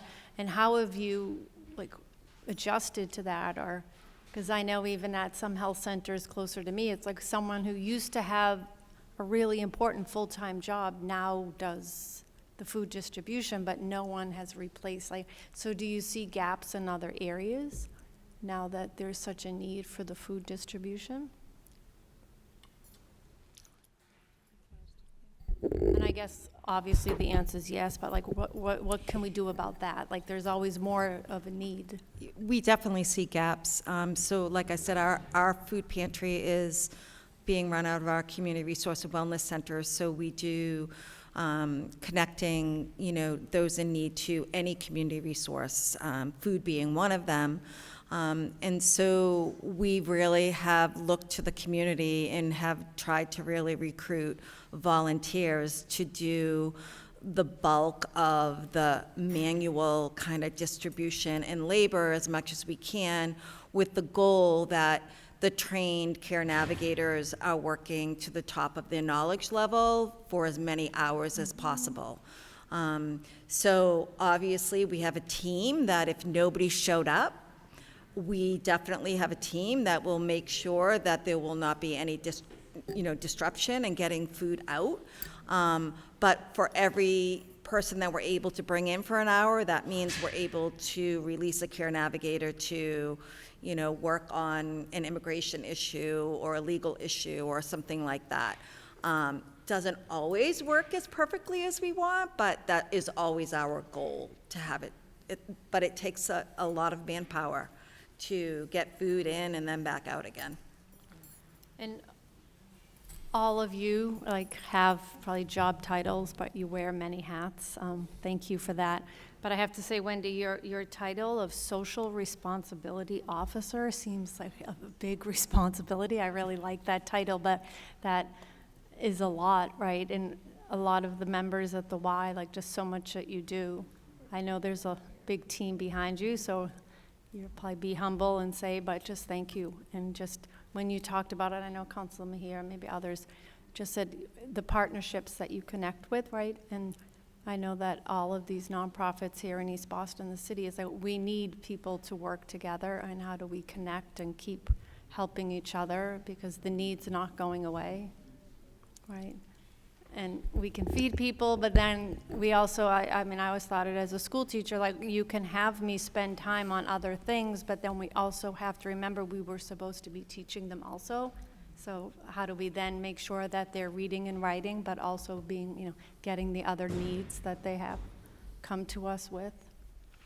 Yeah, collaborative work is hard, right? One of the other pieces of my work is community hub schools, which we've built and finished our 3-year pilot, and, you know, have 20 schools now. But collaborative work is really hard, and you've got to make sure that all of the pieces, like for me, I've got housing and workforce and adult ed, as well as food and hunger, and we're all just trying to work together to just make sure that everyone has multiple resources, because there's so many needs. Yeah. We have a lot to do, but thank you for all you do. Thank you. Thank you, Chair. Because of time, that concludes our Q&A session for the night. I do want to give an opportunity to our panelists to give any closing remarks, any closing statements before we adjourn. Thank you. Okay. Counselors, any closing statements? I just want to, again, express gratitude to everybody that's here. We're running up against attrition. It's late, folks are hungry, but I just want to thank you all for taking time out of your busy schedules to be here to talk about this, because it is so important. This conversation is going to shape years' worth of work, and I think that we've showcased to the city of Boston how much of a necessity this is to fully service our residents here in East Boston. Councilor Mejia, you talk about food co-ops. We did visit the Dorchester Food Co-op, which is an incredible model. We've been talking about low-cost grocery stores and expanding on the food recovery model that the YMCA has helped shepherd and anchor. So just really grateful for all of your perspectives. Thank you for the work that you do, and thank you for being here. And thank you to my colleagues for showing up and really walking the walk when it comes to servicing our communities. Thank you. Councilor Louis-Jean? Just thank you. Thank you, Councilor Zapata. There's such need, and so thank you for standing in the gap. Gracias. Thank you. No, for real, seriously. I'm happy that we came here to East Boston. This is what we need to do more of in community. So thank you all for showing up the way that you did. Thank you. No. Thank you. I also just want to say thank you for your time. Thank you for the work that you do in the community. Thank you to Councilor Coletta Zapata for coming up with the idea to host this hearing in person. The City of Boston works better when we all work together. So let's continue to do that. This hearing on docket number 1206 is adjourned.